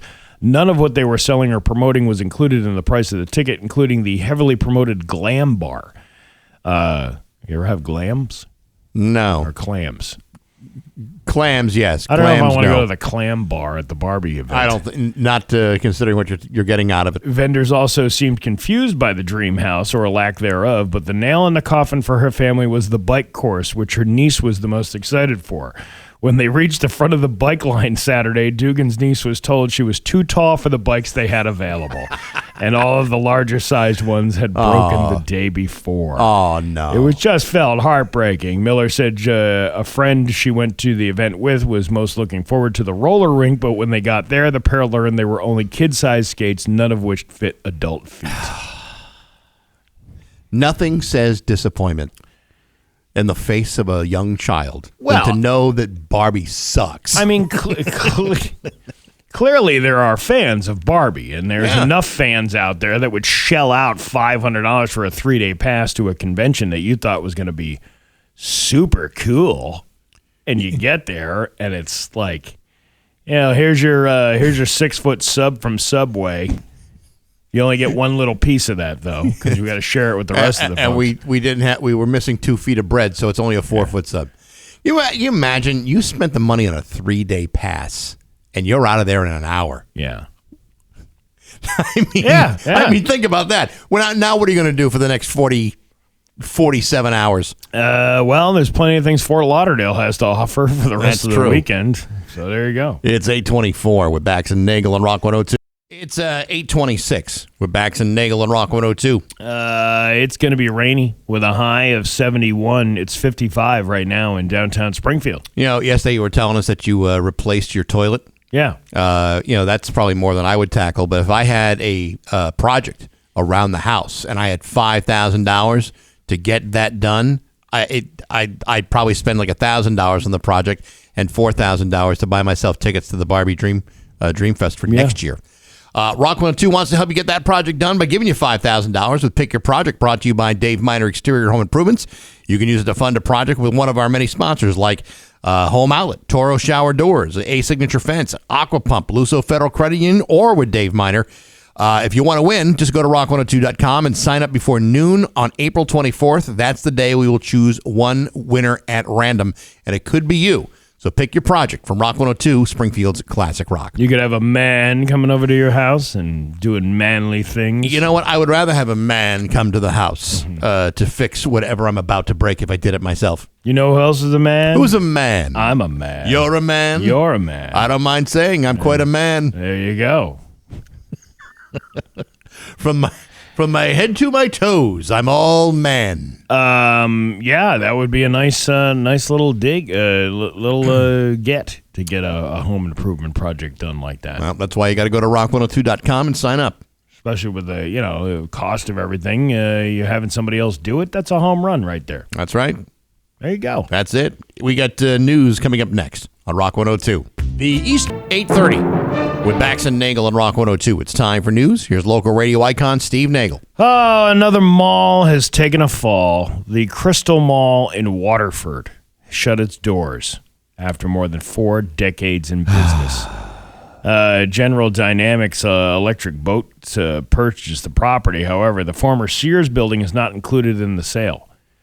What is with the Sears buildings? Are they independently owned by the Sears Roebuck Company, but they're not even in business anymore? They must be, and maybe it's like one of those liability companies or something. Because like even at Springfield Crossing, that old Sears Auto Center building, that's still up. Electric Boat said the first round of design work will wrap up this spring. Most of the tenants have already moved out.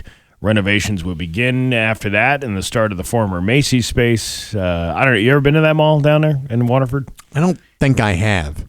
It was probably like I would say it's like a somewhere between like a Holyoke and an Enfield or a Eastfield mall. So sizable, but not huge. All these malls though. When is that Enfield Square one going to completely close? I mean, you only got the Target there, really. That's pretty much about it. Yeah. And the movie theaters are they gone out of there? I haven't really paid attention. I think the movie theaters are gone. I could be wrong, and someone could let us know on the Route 10 Tire listener line. But it's so weird. I mean, I understand that that malls aren't what people are into now because you got so many other options online. But it's odd to me that they would knock down the Eastfield Mall to put up retail. It just seems odd, but yet they're thriving over there. They're doing fine. I don't know if it's like a redesign. Maybe it's like habits of people. You know, there's not a lot of people wanting to go hang around a shopping mall. Remember that was because that was the only thing to do back then. Listen, when I was a kid, Yeah. every Friday, me and my friends would hang out at the Swansea Mall in Swansea, Mass. Mm-hmm. Every Friday, go see a movie, maybe go to the was there a Friendlies or a Newport Creamery? One of the two over there. And man, that was a Friday night. That was a big ass Friday night. Yeah, someone's saying the movie theaters are in fact gone in Enfield, but that used to be what we did. That was all. Listen, they had a record store. I spent like 2 hours in the record store. We go to a movie. I spend 2 hours at the movie, and then we go to like Spencer Gifts because they sold like sex toys and dildos and stuff like that. And we thought, 13, 14 years old, that's the most hilarious thing you'd ever seen in a store. Absolutely. That was the joy of going and doing that. I know. Now you can go into CVS and find the same stuff. Yeah, right on the rack at the. You can go to a Cumberland Farms and get the morning after pill if you wanted to. Well, there's got to be a morning after. I find that so odd that the morning after pill is being sold at a Cumberland Farms. It's just something that you think would be sold at like a drugstore, like a CVS or a Walgreens. Well, apart from gasoline, everything in a convenience store are like impulse buys. You go in there, you buy yourself like some scratch tickets, maybe some cigarettes, maybe like a bag of Sun Chips, and you're all set. Yeah. But then sometimes you go in there and say, man, I sure could either use some gas station heroin or the morning after pill. Yeah.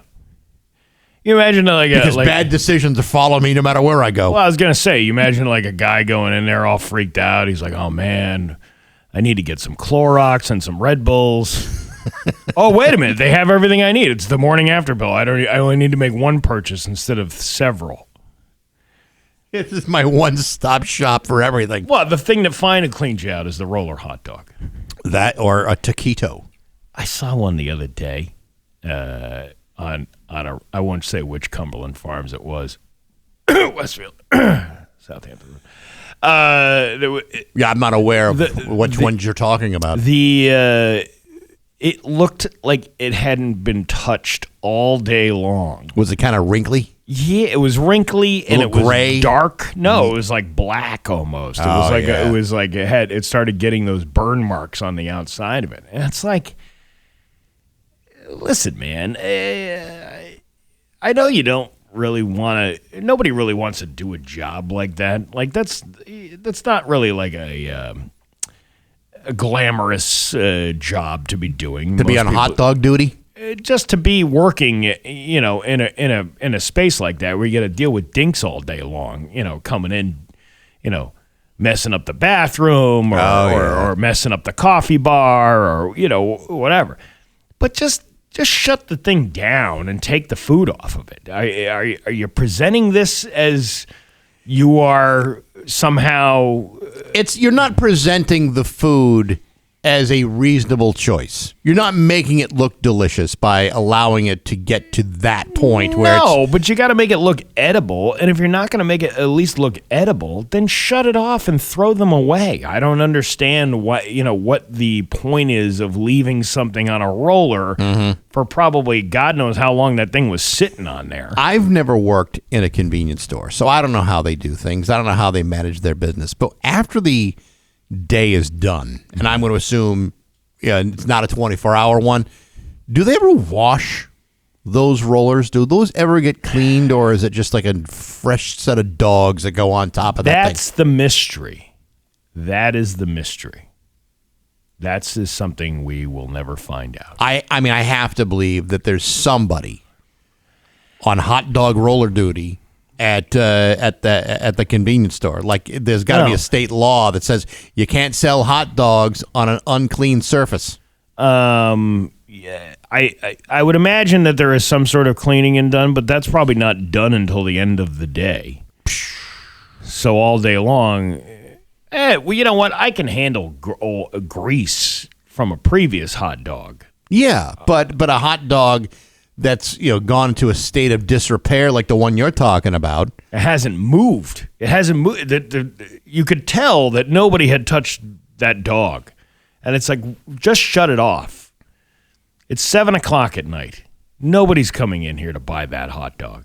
You think that, and you're not even offering it at a discount. Maybe if you had 50% off. Or what happens to the gas station sandwiches at the end of the day?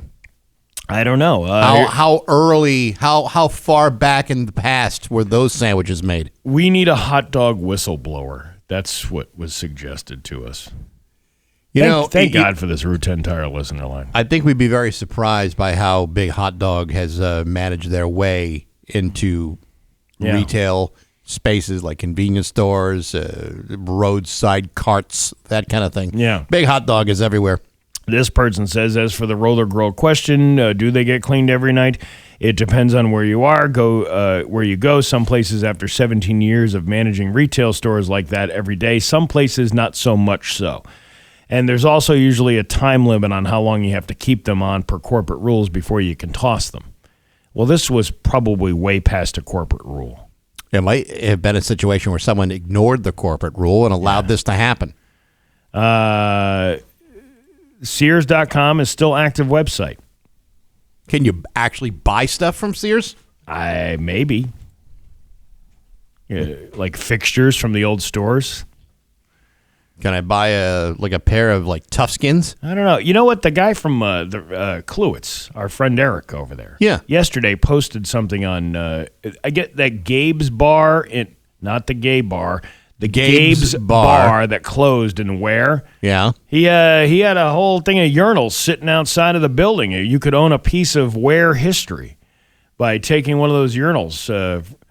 Ware history? Yeah. Their history. I know, but do you see what you're getting? You're getting a urinal. I know, but a famous urinal.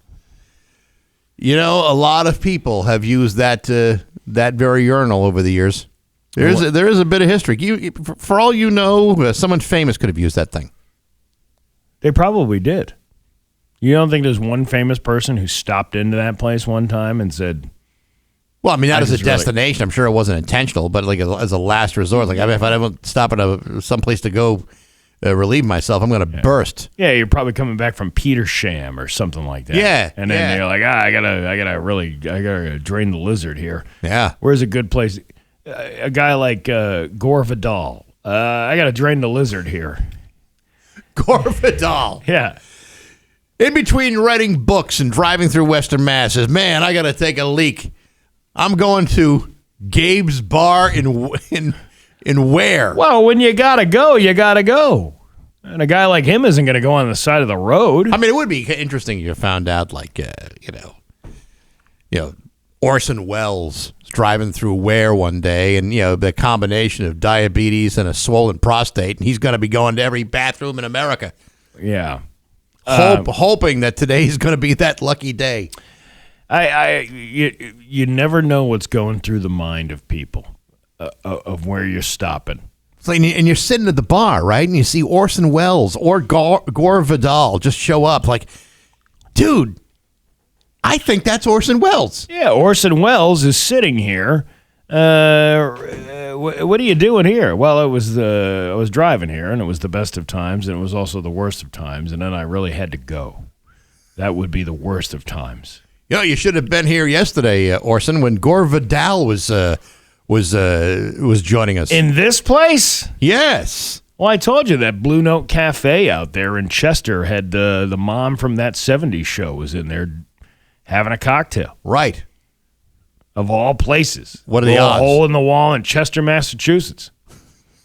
She was performing at the Chester Theater. I'll have you know that Gore Vidal, back in 1968, wrote part of Myra Breckinridge right there in the bar. Is that so?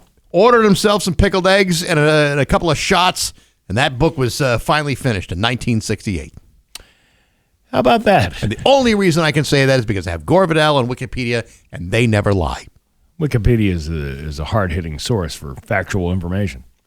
When it comes to picking out selected works by Gore Vidal, I got Myra Breckinridge right in my face. Couple A Colorado family's dogs were poisoned after consuming hot dogs that were laced with meth. I saw this story. Again, big hot dog is everywhere. Well, yeah, but I mean, how long were they sitting on the roller for before the dog ate them? I'll tell you what, the dog's got a better chance eating a hot dog tainted with poison than a hot dog that's been sitting on the rollers for 7 hours. What's going on at your Cumbies?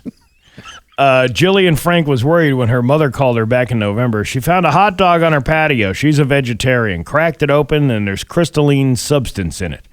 Luckily, the family's pets were okay. She has no enemies. She doesn't have neighborhood conflict. We just assume this is a random act of animal cruelty. A month later, Jillian Frank's dog Gable started acting strange after eating something in the yard. He won't stop circling. He won't stop panting. He won't lay down. He was a bad dog. Naughty. Jillian Frank rushed Gable to the vet, who ran a drug test, and that was positive for meth. Oh, man, I was just trying to get into canine training school. Dog, this is why we can't have nice things. Months later, her sister, Anna Lynn Frank, went through a similar ordeal with her dog, Murray. I noticed Murray just spinning in circles and foaming at the mouth. I knew him really well, so I knew something was not right. They do a urinary analysis, and it's confirmed that he has meth and MDMA in his system.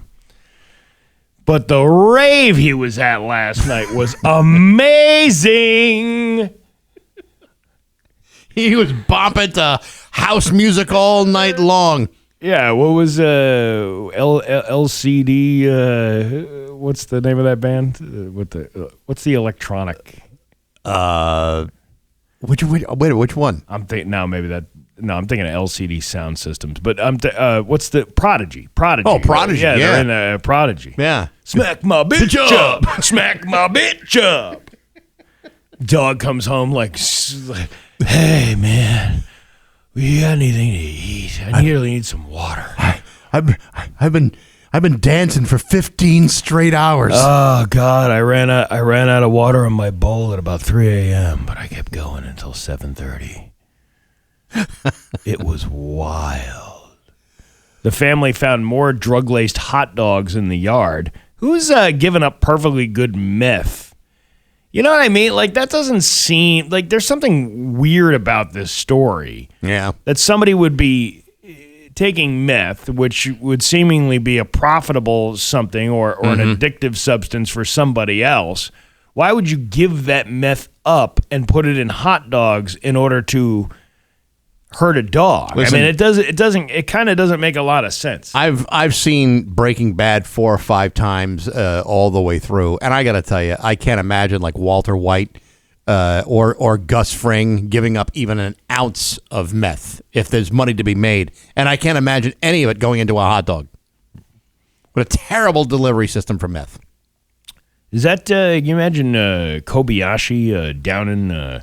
see, that would be a real contest. Yeah, We already know how good your stomach is, but let's see if you can do it with meth-laced Nathan's hot dogs. Yeah, I like to see Kobayashi and Joey Chestnut go at it head-to-head in meth-laced Nathan's. Meth-laced.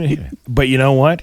No matter how much meth you take, ketchup is not allowed on any of the hot dogs. Oh, neither one of them would do yeah, that. Absolutely. Your Pioneer Valley forecast today is going to be rainy with a high of 72. Tomorrow, rainy with a high of 71. It's 57 right now in downtown Springfield. I'm Steve Nagle, and that's the news on Rock 102. Rock 102, Springfield's Classic Rock, 852 in Rush with Bax and Nagle and Rock 102. It is going to be rainy today with a high of 72. It's 57 right now in downtown Springfield. Such a weird weather. Yeah, it is kind of weird. I mean, it'd be great if you could have like a 72 degrees and sunny out, but that's not what you're going to get today. Somebody chimed in, meth on a hot dog, also known as Kentucky relish. I didn't know that. Oh, maybe that's why that guy with the Powerball went in Kentucky went crazy. Maybe that's what he's been chowing on. Too much meth on it. Now, that would be an argument. Do you put meth on your hot dog? I think we can wait till tomorrow when Marty gets here. We can have that discussion. But I think at this point, I would not recommend it. What are you, a 57-year-old Powerball winner? Nobody puts meth on their hot dog. What are you, the kind of guy that's got a bong on his dashboard? Come on. That's not going to happen. What the hell is wrong with you? Hey, it is a Shop Tuesday this morning starting at 9 o'clock. If you go to rock102.com, you can save 30% off to the Galaxy Restaurant in East Hampton using fresh ingredients with their own twist. That starts at 9 o'clock at the Shop 30 store at rock102.com. Do not miss out. Yeah, don't miss out on that. I'm looking through Mass Live. It's all these stories from like Plymouth and Sudbury. Nobody cares about Plymouth from over here. And then they do the click your bait method. Yeah. Is it click your bait or clickbait? Clickbait. I think I'm thinking of a different website. I think you are. Anyway, loaded gun found near Mass Elementary School. Marlboro. Okay. What else we got?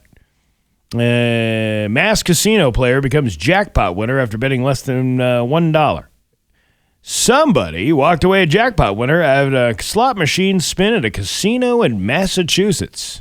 Well, there's only 2 to choose from, so which one is it? And it turned out to be the win. And then there's a story about Southwick, the clinics for the Westfield River races, which are taking place in a couple of weeks. Mm-hmm. Then Worcester. Worcester residents defy city chicken ban as backyards flocks grow. There you go. I know you saw this. This is actually it's a great video that showed up right after UConn beat Duke in the Elite Eight to make the Final Four. So UConn beats Duke. Final seconds of the game, Braylon Mullins shoots up a 3-pointer. Boom, they win the game. There's a video where the cameras are focusing on Dan Hurley's mom. Now, Dan Hurley is the head coach of the UConn Huskies, and it focuses on his mom. And as they are winning the game, you can see mom like. She's out of her seat. She's yelling and screaming. She's completely euphoric. Her son is going to go to the Final Four. And you see her mouthing out very, very clearly, holy effing crap. Except she didn't say crap. And I'm thinking, you know what? What a wonderful, supportive mom. To blast out a bunch of profanities on national television like it was nobody's business. I'd be saying that too. I'd be saying the same thing as well. But, the fact of the matter is, here's the head coach's mom in the stands, and everyone's going to say, man, your mom, what a mouth on her. Really? Yes. What a potty mouth mother that turned out to be. I like that broad that was out in the stands that day. Man, she had a mouth on her like you wouldn't believe. And it turns out she was one of the moms of the players that won. She was screaming like a drunken sailor. And let me tell you something, Sonny. I've been with more than my share of drunken sailors. What do you do with a drunken sailor? What? I'll tell you what I did with a drunken sailor. First of all, there was a whole bathtub of baby oil. Secondly, and then we had there was an unexpected discharge while we were filling up at BJ's. Of course, that means multiple things. I never had that happen to me. I was covered in white, all over from my face all the way down to my toes. He's just blasted it all over the front end. But he was a gentleman and gave me a wet nap afterwards. I'm going to miss that fella. Yeah. And a roller hot dog that has been sitting. Well, I'm doing a callback for the entire show. I get it. And a roller hot dog that was sitting on a Cumberland Farms roller dog at the Southampton Westfield Road, Cumberland Farms for 5 hours. Go Huskies. Go Huskies indeed. You sons of bitches. It's 8:58 with Bax and Nagle at Rock 102. This spring, Rock 102 celebrates